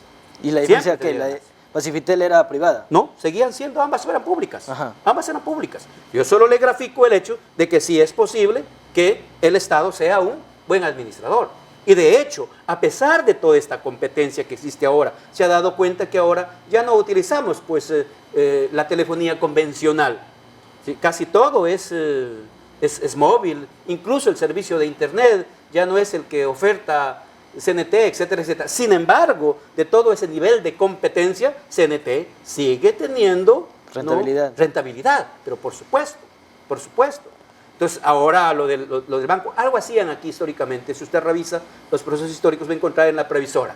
La previsora, el sector privado la quebraba y le entregaban al Estado. El Estado le inyectaba plata, la paraba y ahora el sector privado la llevaba. La volvía a quebrar y otra vez regresaba al Estado. Y ese era un modus operandi, ¿no? en este país. Entonces, sí hay este tipo de situación. ¿Sí? El tema de la privatización. A mí me parece que incluso hay que pensar que hay cosas que efectivamente pueden ser adecuadamente manejadas desde el sector privado. Yo no me pongo a ese tipo de cosas. No es de que soy una persona que cree que el sector privado no funciona. Yo creo que es un contrapeso fundamental, ¿sí? Respecto de lo que puede hacer el Estado en esa materia, pero además sí me parece que son actores importantísimos, dinamizadores de economía, y que hay que generarle garantías, sobre todo seguridad jurídica, que hay que generarle un sinnúmero de política pública para incentivar, para motivar la producción también desde el sector privado, pero por supuesto, no estoy diciendo a los extremos, no. Los unos creen que el Estado no vale para nada y entonces los de izquierda están pensando que entonces el sector privado no sirve para nada. No creo que sea por ahí la línea, ¿no? Pero bueno, creo que el gobierno del señor Moreno, por atender los intereses de este grupo de personas que le han ayudado a sostenerse en el poder en términos generales de las élites económicas nacionales y de los multilaterales, creo que condujo a este país a una situación bastante complicada. Usted sabe perfectamente que hay muchos analistas económicos en el Ecuador que han planteado de manera abierta que toda la crisis es una crisis provocada. Por este gobierno. Sí. Hay muchísimos analistas en esa línea. Se nos ha ido el tiempo, tenemos que ir al tercer bloque para hablar ahí sí. Sí, el tercer bloque tenía otro tema yo. Del municipio, quiero hablar de qué opina usted del municipio, de la municipalidad del alcalde Wilson Erazo. Quiero hablar del tema electoral también, que se nos fue, iba a ser en el tercer bloque. Hay algo más que también, varios temas que quiero tratar con usted. Le iba a preguntar, a ver qué tiempo vamos, déjame ver qué tiempo vamos. Y según eso veo si es que, media hora. Bueno, hagámoslo cortito. ¿Qué piensa usted acerca de propuestas de algunos candidatos a la presidencia de traer dinero extranjero para invertir aquí? Y que traigan la banca internacional para que regule los bancos y todo eso. Siempre va a ser importante, en tanto y en cuanto tengamos reglas claras respecto de cómo van a operar en el país. Me parece que la presencia de la banca internacional en el Ecuador puede significar un contrapeso que puede ayudar o contribuir a disminuir, por ejemplo, tasas de interés. Ojalá no solo sea esa presencia, ojalá haya regulación del Estado ecuatoriano.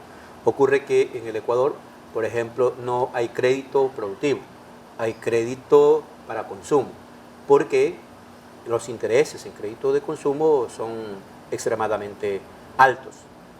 Y ese es un tema que efectivamente debiera haber una norma que un tanto por ciento de todos los procesos de crédito que genera la banca debiera ser crédito productivo, ¿no? Y disminuir al máximo el crédito de consumo y disminuir al máximo los intereses del crédito de consumo. Porque si no tienen esos incentivos, entonces tranquilamente la banca pudiera generar créditos para que haya mayor producción en el Ecuador. Usted va con mucha facilidad a pedir un crédito a través de la tarjeta, un crédito de consumo, en un almacén le van dando nomás en electrodomésticos 3, 4, 5 mil dólares, pero usted va a la banca y le dice, présteme $1000 para poner el carrito de salchipapas, chuta, y usted tiene que tener 10,000 para garantizar los 1000, ¿no? y termina por darle. Entonces, ¿qué hace usted? A través de la tarjeta va y saca esa plata, pero en cambio los intereses son completamente altos y ese negocio, ese emprendimiento pequeñito termina solo sirviendo para atender los intereses del crédito de consumo. Claro. Entonces, creo que puede ser muy significativo siempre y cuando haya normativa que acompañe ese proceso. Listo, ahora sí, vamos a la segunda pausa comercial y regresamos al tercer bloque hablando acerca de panorama electoral y su opinión acerca de la gestión del alcalde Wilson Erazo. Vamos a la pausa comercial y regresamos. Listo, regresamos al tercer bloque del programa El Bolígrafo Rojo. Vamos rapidito porque tenemos ya poco tiempo. Bueno, tenemos una media horita más en la memoria. Vamos a hablar acerca de lo que habíamos dejado abierto en el segundo bloque, acerca del panorama electoral. Ya hablamos acerca del país, de la economía. Ahora sí vamos a hablar acerca del panorama electoral. ¿Cómo ve usted? Vamos a hablar nacionalmente y luego también un poquito damos espacio a la provincia. Pero ¿cómo ve usted a los candidatos que están ahora en la Asamblea Nacional? Los más fuertes sabemos ya son Andrés Arauz, que representa el correísmo, Guillermo Lasso y Yacu Pérez, en ese orden me parece los tres. ¿Qué opina? ¿Cómo ve usted el panorama electoral? De aquí que estamos empezando ya octubre, a febrero tenemos 5 meses de campaña, bueno, 4 meses y un poquito más de campaña. Creo que la tendencia está marcada, Fabio, y la tendencia es favorable al progresismo. Me parece que el pueblo ecuatoriano, luego del fracaso de este gobierno, es mayoritariamente consciente de que la continuidad o el que gane un gobierno de derechas o un candidato de derechas significaría la continuidad del gobierno del señor Moreno.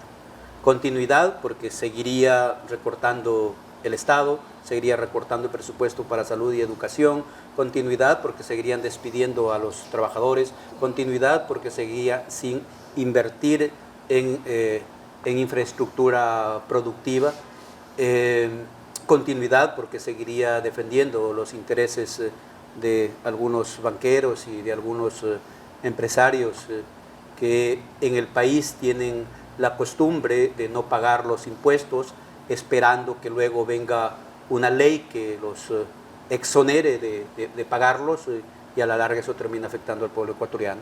Y como hay conciencia de que un gobierno de derechas significaría la continuidad del plan de gobierno de Moreno, entonces la gente está optando por las izquierdas.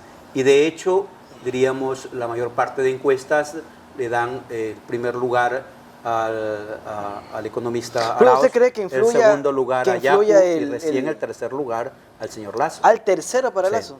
Ya. Quería preguntar, ¿usted cree que el apoyo de Rafael, o que esté Rafael en la papeleta, significa mucho o poco para que Arauz tenga más o menos posibilidades? Creo que una cosa es con Rafael en la papeleta y otra distinta sin Rafael en la papeleta. Sin embargo, en ambos casos el candidato es Rafael. Claro. Sí, sonó medio trabado, pero en realidad es así. Pero hay algo que justo Alberto la semana pasada decía ahí, que los votos no son endosables. Entonces que la gente, hay muchas personas correístas que dicen, yo voto por Correa si es que está Correa, si no está él no voto por él, porque ya nos traicionaron antes. y nada me garantiza que ahora ponga a este muchacho Arauz y nos vuelva a traicionar. Entonces, que los votos no son endosables, o sea, lo que quiere decir es que si no está Correa, no votan por Correa.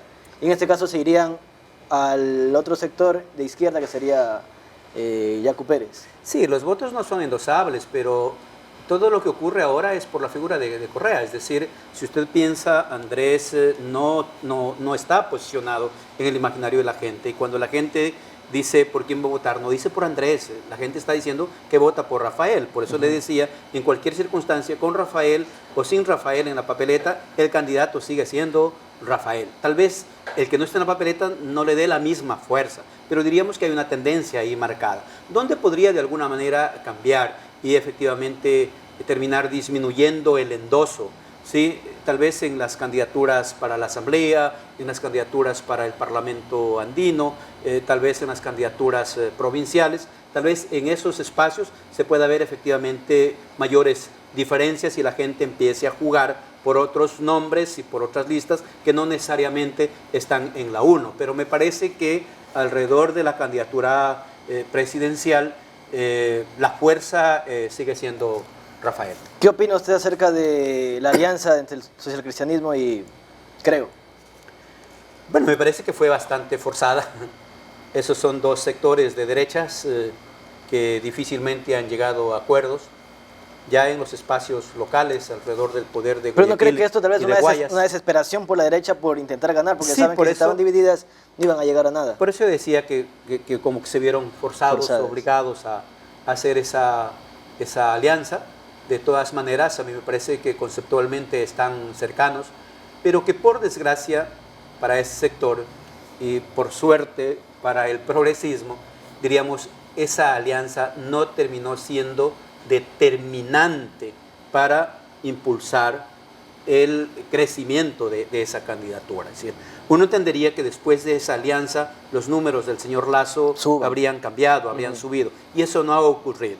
Por ejemplo, yo he visto temas nacionales y locales y más o menos sigue por ahí, hay un crecimiento, pero es no mínimo, significativo. No es significativo, no es el que uno desde el análisis esperaría, ¿no? Y seguramente ellos aspirarían a que se hubiera dado. Entonces me parece que finalmente la alianza tampoco dio la posibilidad de convertirse en un impulso para esa candidatura, y luego los problemas que va a generar localmente, porque ocurre que como tienen listas por separado, tanto los de la 21 van a usar la imagen del señor Lasso como paraguas, como los de la 6 van a usar la imagen del señor Lasso como paraguas, y eso los va a poner en una competencia un poco complicada en territorio, y eso podría devenir en menos apoyo. Se va a ver mucho fraccionamiento, mucha bronca en esos niveles, y podría devenir en menos apoyo para las candidaturas nacionales.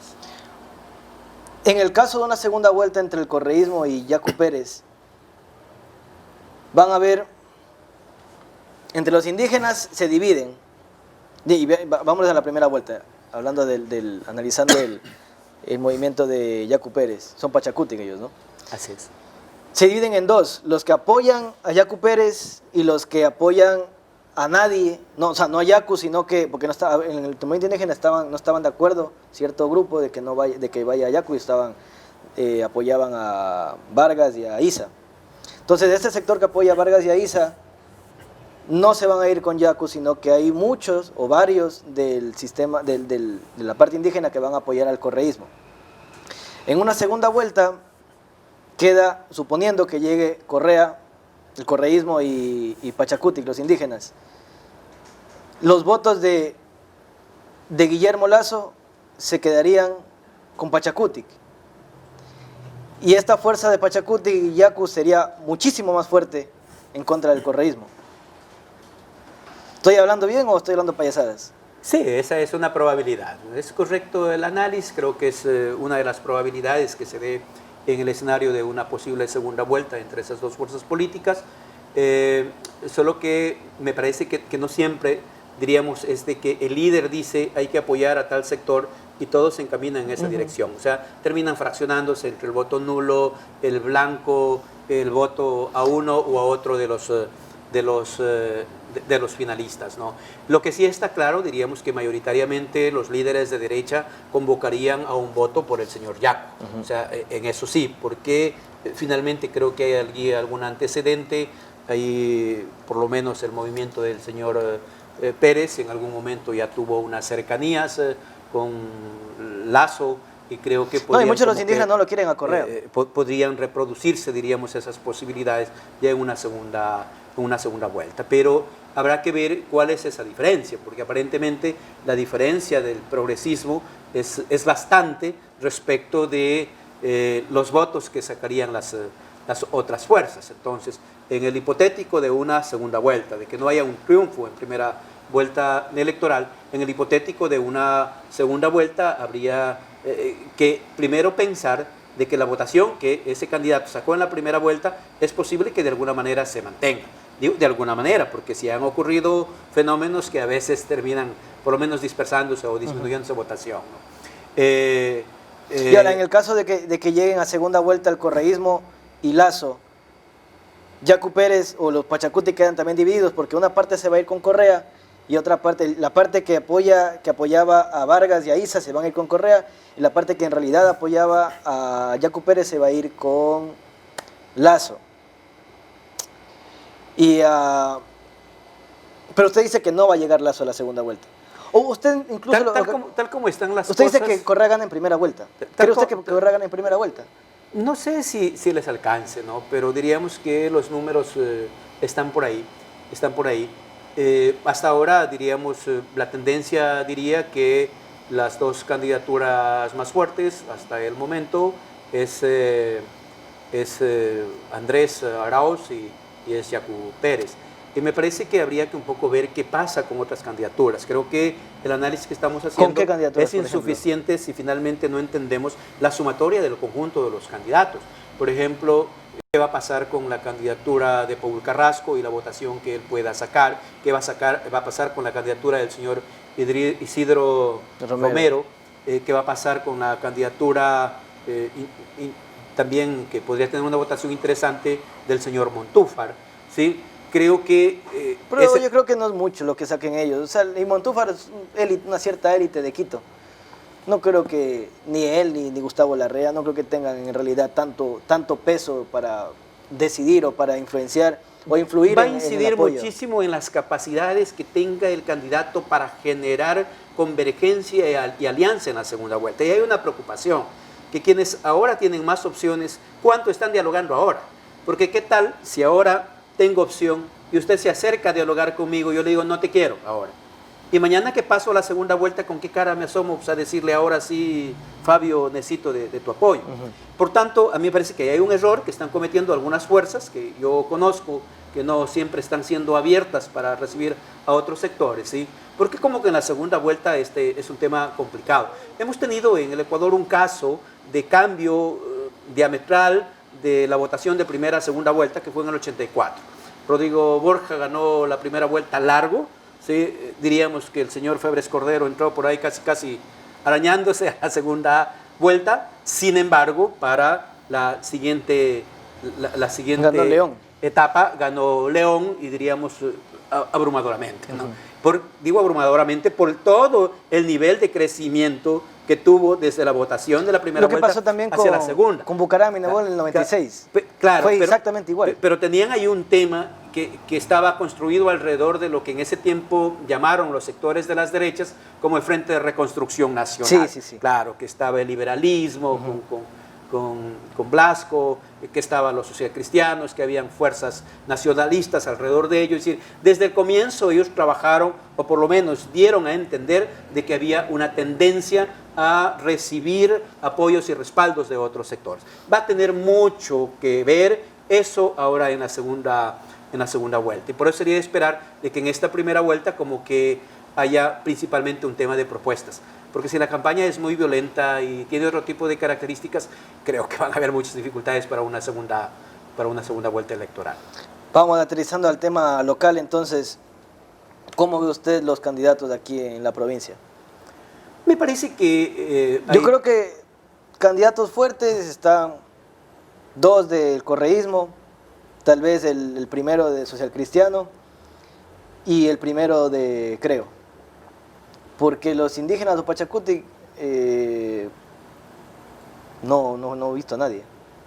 Sí, a nivel local, primero es interesante el análisis respecto del número de candidatos. Creo que es un número bastante alto, ¿sí? Y diríamos hasta ahora, al parecer todos, absolutamente todos, están caminando alrededor de la inscripción de esas candidaturas. El segundo elemento es cómo se van a comportar las fuerzas nacionales y qué peso o impacto van a tener localmente. A mí me parece que la posibilidad de una curul para UNES o esta Unidad por la Esperanza, creo que eso es demasiado obvio, diríamos. No me atrevería tanto como que a pensar en un par de curules. No dos, no. Solo una. Porque ahora usted tiene un método distinto, que es el método Western. Entonces, antes se dividían, diríamos, para divisores continuos, ¿sí? 1, 2, 3. Ahora son para divisores discontinuos, 1, 3, 5. Y un poco para explicar la cosa, si usted a una organización ya le ha asignado una primera curul, ¿sí? Para esa votación, vamos a suponer que sacaron 60,000 votos. Esos 60,000 votos divididos para uno da 60,000, y como los demás tenían menos votación, le asignaron esa primera curul y ya fue una persona de ese partido. Para asignarle la segunda curul, van a tener que dividir para 3. Entonces, 60,000 para 3 son a 20. Antes se dividía para 2. 60,000 para 2 eran a 30. Entonces, si antes había un otro partido que tenía un 25, 26,000 votos, no entraba, le asignaban el segundo cupo a esta otra organización. Claro, pero ahora no, pues cualquiera que tenga más de 20,000, ¿sí? Efectivamente va a tener derecho a esa curul. Entonces, me parece que el método no es precisamente tan amigable como para las fuerzas que arrasan mayoritariamente, a no ser que efectivamente tengan toda una planadora y arrasen con toda la votación. Pero puede entrar como cuarto en tal caso.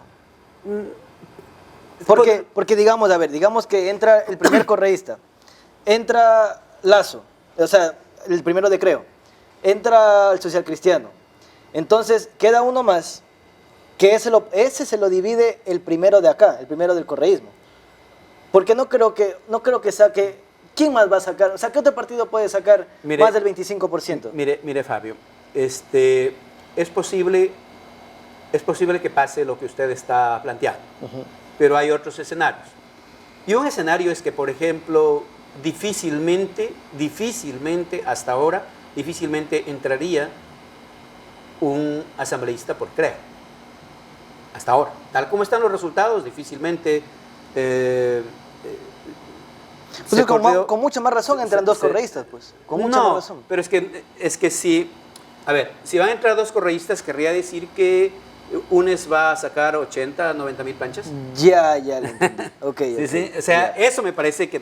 antes era el tema de que usted como que necesitaba... Entonces ahora va a ser más variado, como quiera. Sí, a mí me parece que el método va a permitir que por lo menos 5 o 6 fuerzas políticas se disputen esos 4 escaños. O sea, es más fácil que entre Una de esas probabilidades es de que efectivamente el movimiento Unión por la Esperanza termine teniendo 2. Esa es una de las probabilidades, pero creo que en el escenario es que por lo menos 5 o 6 fuerzas tienen posibilidades de...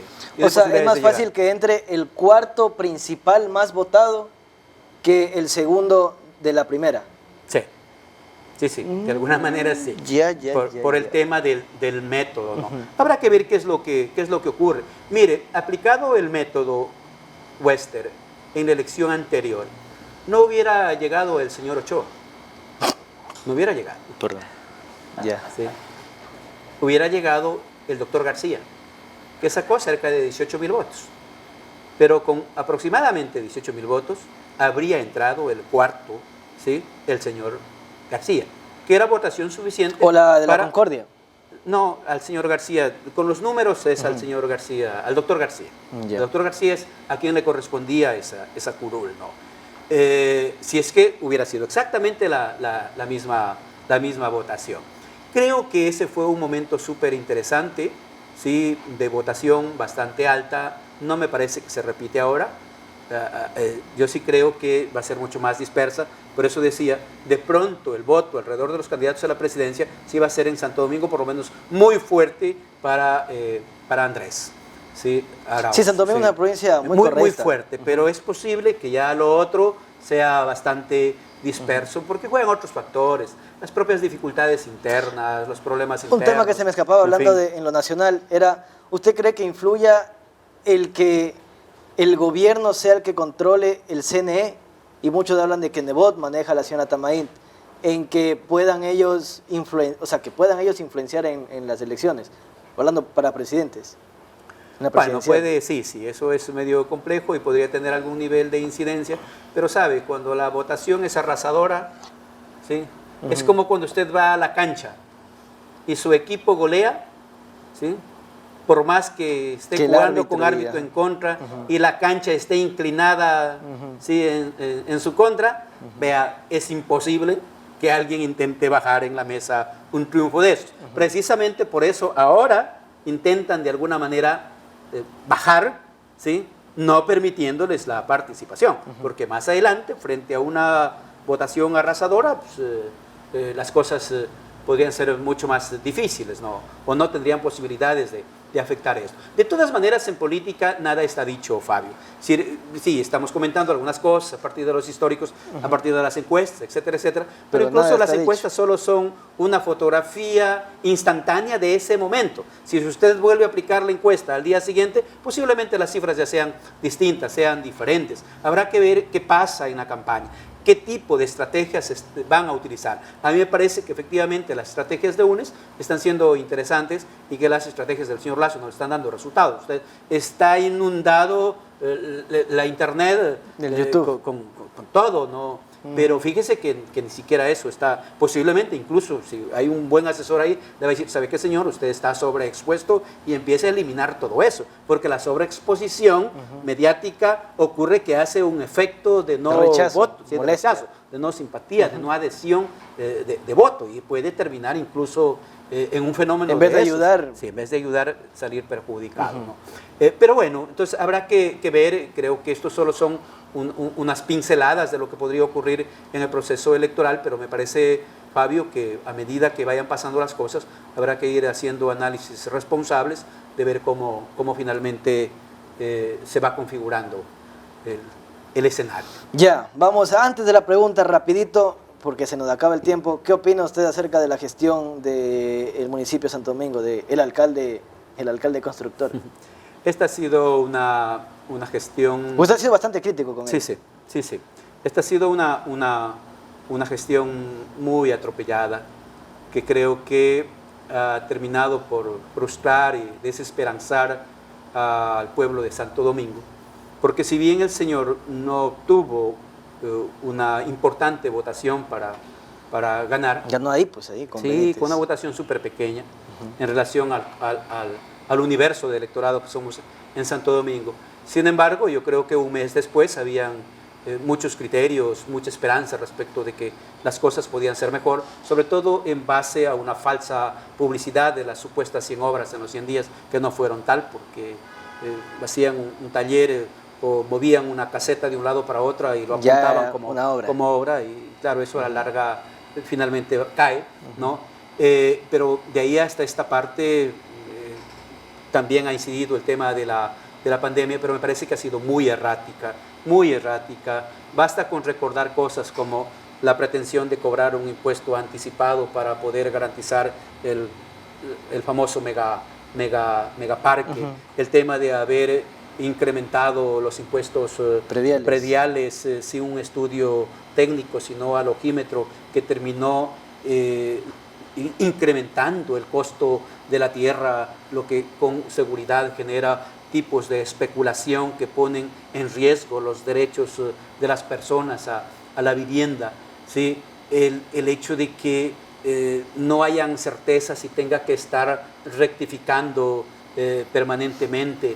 Que dice una cosa improvisadamente y como todo el mundo le cae encima, pues se retracta. El tema, esta tendencia de expropiar un poco de espacios, ¿no? Ocurrió con lo de la Chone, ocurrió con un supuesto predio que iba a ser parqueadero en la Carolina y que iba a ser una suerte de complemento de toda esta remodelación del barrio La Carolina, que finalmente generó conflictos.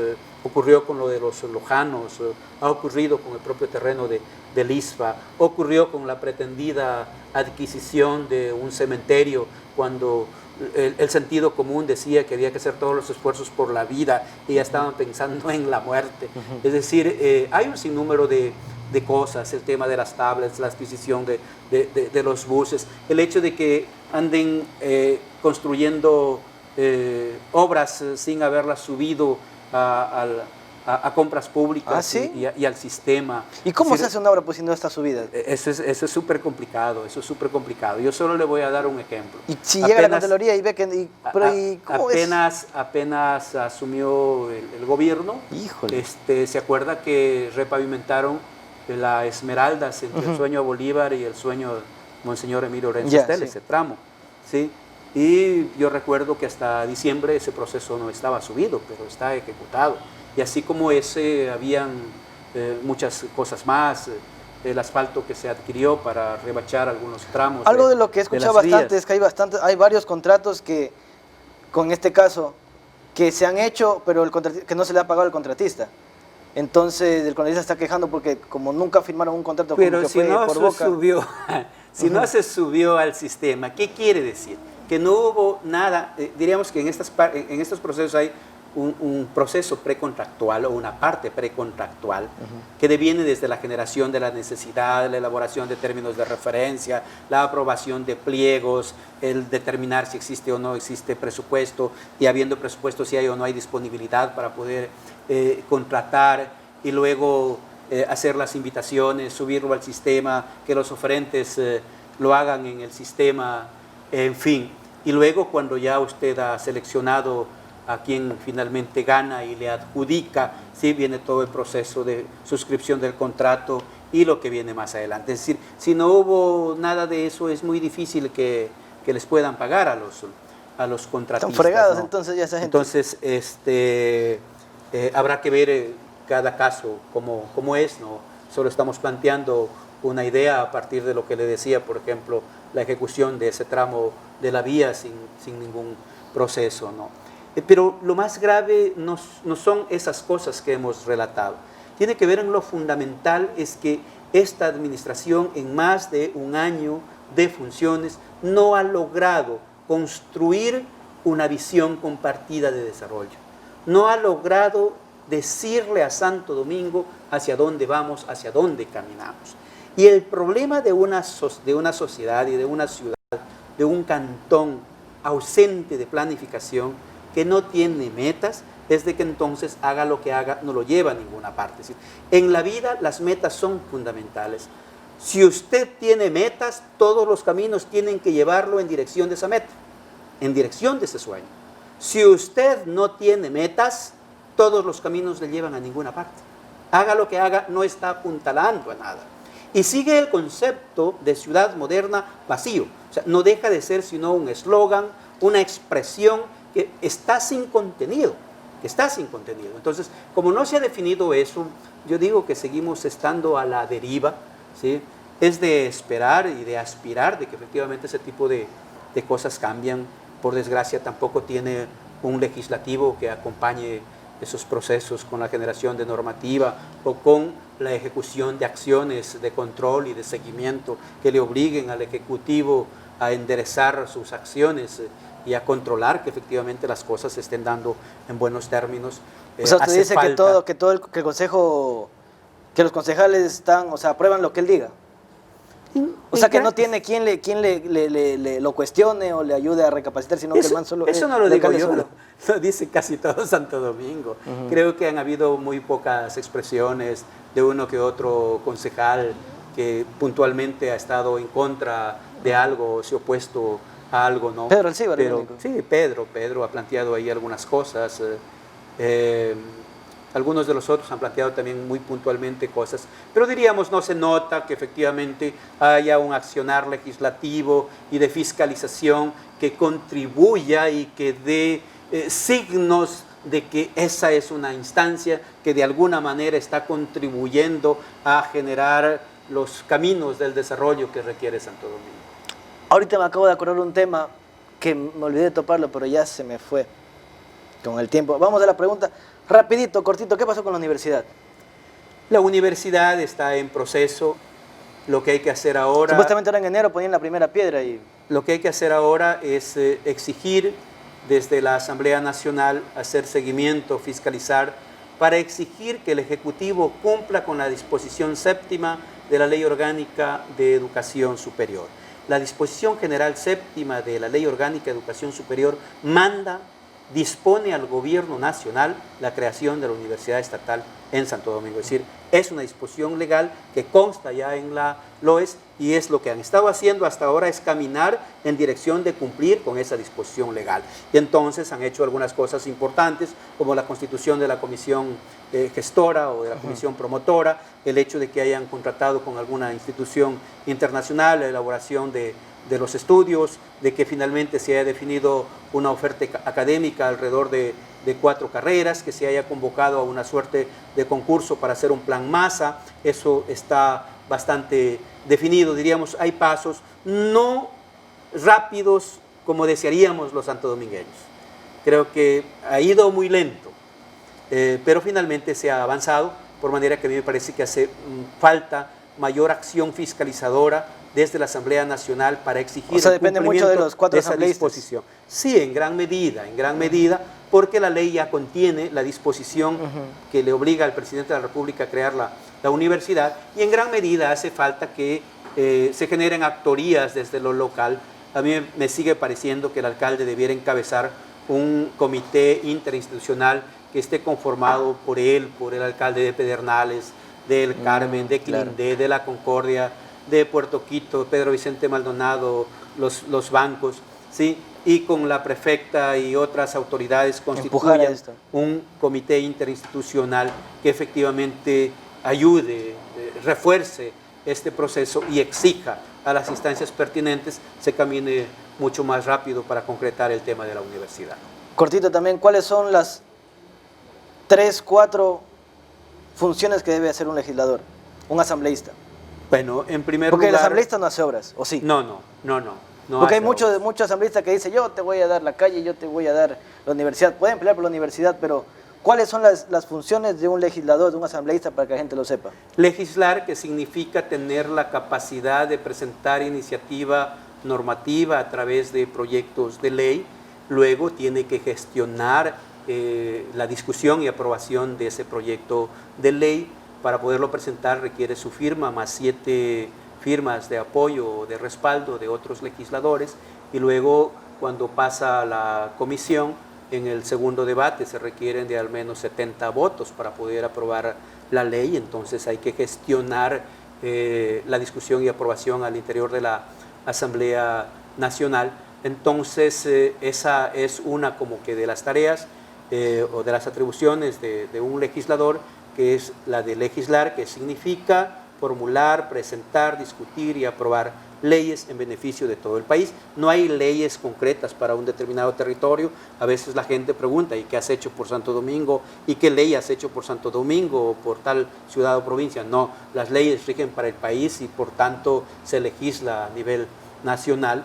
La siguiente acción es fiscalizar, y fiscalizar supone hacer control y seguimiento del cumplimiento de la política pública derivada de las leyes, pero también derivada de la planificación del Estado. Usted recuerda que tenemos unos planes nacionales de desarrollo, que este último antes se llamaban del Buen Vivir, ahora se llaman Plan Nacional de Desarrollo Toda una Vida. Entonces, desde la Asamblea Nacional, lo que hace el legislador es propiciar el control y seguimiento del cumplimiento de la política pública derivada de las leyes que ha aprobado la Asamblea y que ya están vigentes, o derivada de la planificación nacional. Y ese control y ese seguimiento hace que efectivamente las cosas puedan caminar, por ejemplo, en territorio y terminar beneficiando al territorio. Ahí es donde, por ejemplo, para el caso universidad o para el caso hospital especialidades, se tiene que exigir, controlar, seguir, fiscalizar, para que finalmente el beneficiario sea en territorio. Pero, ¿y qué opina usted acerca de, justo hablando de ese tema, de que supone que el asambleísta debe fiscalizar, y hablando de hospitales, cuando son ellos los que se ve que están llevándose el dinero de los hospitales? No íbamos al dinero, pero se los acusa a los asambleístas de que se reparten los hospitales y abusan del poder que tienen para manejar una entidad de salud. No solo que es una cosa triste para el pueblo ecuatoriano, sino reprochable. Creo que los hospitales fueron objeto de atracos en distintos niveles, mientras de por medio estaba en juego la vida, la integridad de las personas. Por desgracia, ese tipo de prácticas se da cuando los ejecutivos no tienen mayorías parlamentarias, claro, y para aprobar ciertas cosas les toca constituir mayorías móviles, y en esas construcciones de mayorías móviles entonces tienen que manejar, ponen en venta, en distribución, ¿no?, en reparto, este tipo de cosas que son completamente dolorosas. Es lo que le decía al principio, que es lo que hizo María Paula Romo, repartir de esa manera y conseguir ganarse a los asambleístas para que la oposición no sea tan fuerte. Es que el asambleísta tiene que actuar por convicciones y tiene que actuar en base a la propuesta que está haciendo, y esa es una de las cosas que hay que ver, que hay que hacer el seguimiento.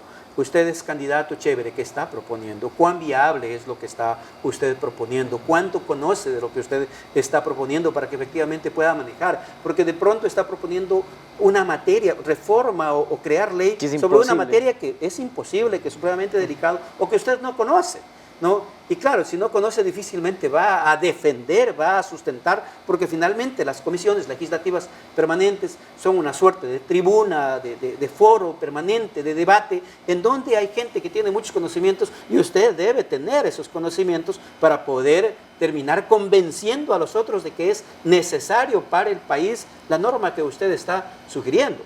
Si hay desconocimiento, difícilmente, diríamos, se puede hacer, y allí yo creo que han jugado un rol importante algunos legisladores que yo estimo, algunos de ellos de las derechas, otros de centro, otros de las izquierdas, pero me parece que cuando hacen bien el papel hay que aplaudir, y cuando hacen mal efectivamente hay que criticar, más allá de la tendencia de donde provenga o a la que pertenezca ese legislador.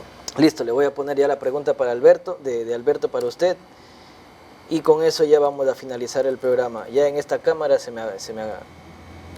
acabó la memoria, entonces voy a tener que ponchar solo con la de acá y la de acá. Ahí está. Alberto Beltrán le hace una pregunta. Ahí va. Hola, líder Olaya. Bueno, yo quiero que tú me digas la verdad, pero como un hombre de honor.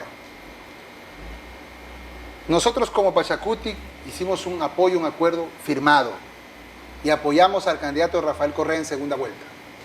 Tú eras gobernador. Hicimos un acuerdo y yo te dije, mira, a mí no me des nada. No me des nada. Pero esto es gente pobre, humilde, que ha estado conmigo aquí, trabajando. Ponlos aunque sea a barrer, compadre. Patricia, mucha gente muy pobre, hermano. Ponle, dales algo. Tú me cogiste las carpetas. Y luego te hiciste loco. Aún así, yo fui cuando dejaste de ser gobernador, te felicité y todo. Yo quiero que me respondas como hombre y me digas si fue Giovanni Benítez el que se encargó de que no se le cumpla al grupo, a esta gente que trabajó con Beltrán, o fuiste tú. Eso quiero que me respondas, pero como hombre, ya. Y desearte lo mejor, y eso sí decirte, pues si ganas, tienes que cumplir, porque si algo tiene un hombre, me enseñó mi viejo, es su palabra. La gente que te vaya a apoyar, cúmplele. No seas sinvergüenza. Adelante, líder Olaya. Ahí está. Primero un saludo y un abrazo para Alberto. Es un buen amigo, un amigo frontal, que no se queda con lo que está pensando, con lo que está sintiendo. Él hace alusión a un momento de la historia en la que una vez que el candidato del gobierno pasa a segunda vuelta, ellos como organización tuvieron un acercamiento y la posibilidad de un apoyo. Efectivamente lo hicieron, visitando sectores, canalizando votación para ese candidato. Y a pesar de que no había ningún acuerdo, porque es como él ha manifestado, nunca se dijo yo voy a apoyar esto a cambio de. Efectivamente ya en algún momento cuando pasó el proceso, se veía que habían personas que posiblemente se podría gestionar algún espacio en donde pudieran obtener alguna ocupación que les permita un salario, en fin, ¿no? Recuerdo que en algún momento incluso llegó, no recuerdo si fueron 2 o 3 carpetas. Esas carpetas se las canalizaron donde se tenían que canalizar. Como antecedente hubo el hecho de que cuando se firmó el acuerdo, ellos les gustaba conversar más conmigo, no con otros dirigentes, ¿no? Creo que era principalmente por temas de desconfianza, diríamos, de otros dirigentes, de otros liderazgos. Entonces les gustaba conversar conmigo. Sin embargo, a él le consta que algún rato dije no, porque si hay cosas de por medio que se tenga que cumplir, me parece que tienen que participar en la suscripción de un acuerdo los que en realidad tienen que hacer cumplir, que es el director del partido, los que van a estar permanentemente, porque finalmente un gobernador termina el gobierno y luego se va, tal como ocurrió. Yo fui gobernador desde, me parece que fue el 16 de octubre del 2016 hasta igual 18, 19 de junio del 2017. Nosotros habíamos planteado el tema de presentar la renuncia, nos habían pedido desde la Secretaría de la Política que esperemos hasta que se nos reemplace, ¿no? Y así ocurrió. Entonces, sabía perfectamente que quienes finalmente tenían que trabajar en la posibilidad de cumplir acuerdos, que insisto, es decir, no hubo nunca un tema de por medio de recibir a cambio temas laborales o cosas como esas. Creo que fue un aporte muy sano por parte de Alberto y de la gente que estaba alrededor de Alberto, trabajando en beneficio o a favor de conseguir los votos para una candidatura.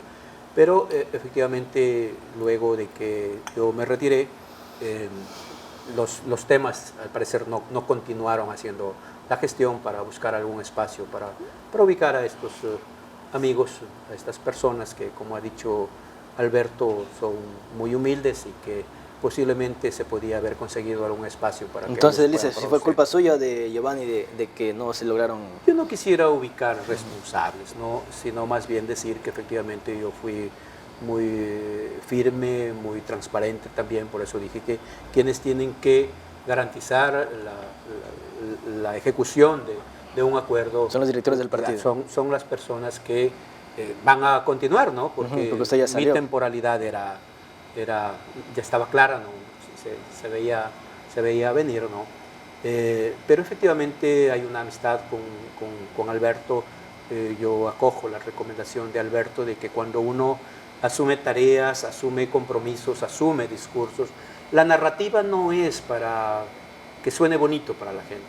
La narrativa muestra la manera de pensar de un ser humano, pensamiento que lo tiene que llevar a la práctica y que tiene que ser el que dinamiza y guía el accionar de ese ser humano. Y entonces, si hay cosas que en la vida difícilmente las podemos hacer o las podemos cumplir, uno tiene que actuar con toda la transparencia y decir, para eso hay dificultades y difícilmente uno puede hacer tal o cual cosa. Creo que recojo la recomendación de Alberto, igual y mi amistad siempre para Alberto. Listo, ahí mismo en esa cámara, la siguiente semana va a estar ahí sentado el periodista Reinaldo Espinosa. Su pregunta para él. Hola Reinaldo, un gusto. Yo sí quisiera un poco conocer desde tu punto de vista cuán fácil o cuán complicado es desde la comunicación y desde el periodismo con el uso de los medios tradicionales y los alternativos, generar propuestas de comunicación comunitaria que permitan la construcción de procesos de gobierno desde la comunidad. Listo. Que estés bien, Reinaldo. Muy bien, ya con eso terminamos, se nos ha ido el tiempo, ya la memoria de esta cámara se fue, entonces solo te podemos hablar a la de aquí y a esta para usted. Entonces, muchas gracias por haber venido, líder. En verdad ha sido una conversación gracias, muy bastante profunda, bastante teórica. Cuando lo edite, porque después de esto edito, voy a ir escuchando de nuevo sus palabras y analizando, tomando nota, porque son temas bastante profundos y que hay que conocer bastante para estar a la altura de su conocimiento. Algo que ya me lo habían anticipado, con él prepárate. Yo también ya vengo con mis notas, vengo, vengo preparando y algo también de lo que también ya sé, porque tampoco es que estoy tan ignorante, sí sé algo de historia, porque hablamos bastante de historia, al menos en el primer y segundo bloque. Entonces, espero que les haya gustado y conmigo hasta la próxima semana. ¿Algún mensaje final tal vez? Gracias, Fabio, un gusto haber dialogado. A mí me parece que en tu juventud conoces y manejas muchos de los temas que hemos abordado de política internacional y de política local. A echarle ganas, porque me parece que este tipo de espacios son fundamentales para aportar en la construcción de un pensamiento crítico que hace tanta falta a las sociedades. Si hubieran más programas que aportan en la construcción de pensamiento crítico, con seguridad las sociedades iríamos a un ritmo distinto. Listo. Gracias, muy gentil. Muchas gracias, líder Olaya, ex gobernador de la provincia, y nos vemos la próxima semana con otro entrevistado. Va a estar aquí Reinaldo Espinosa, periodista de larga trayectoria y con quien también tendremos una conversación bastante calurosa. Muchas gracias y hasta la próxima semana. Chao.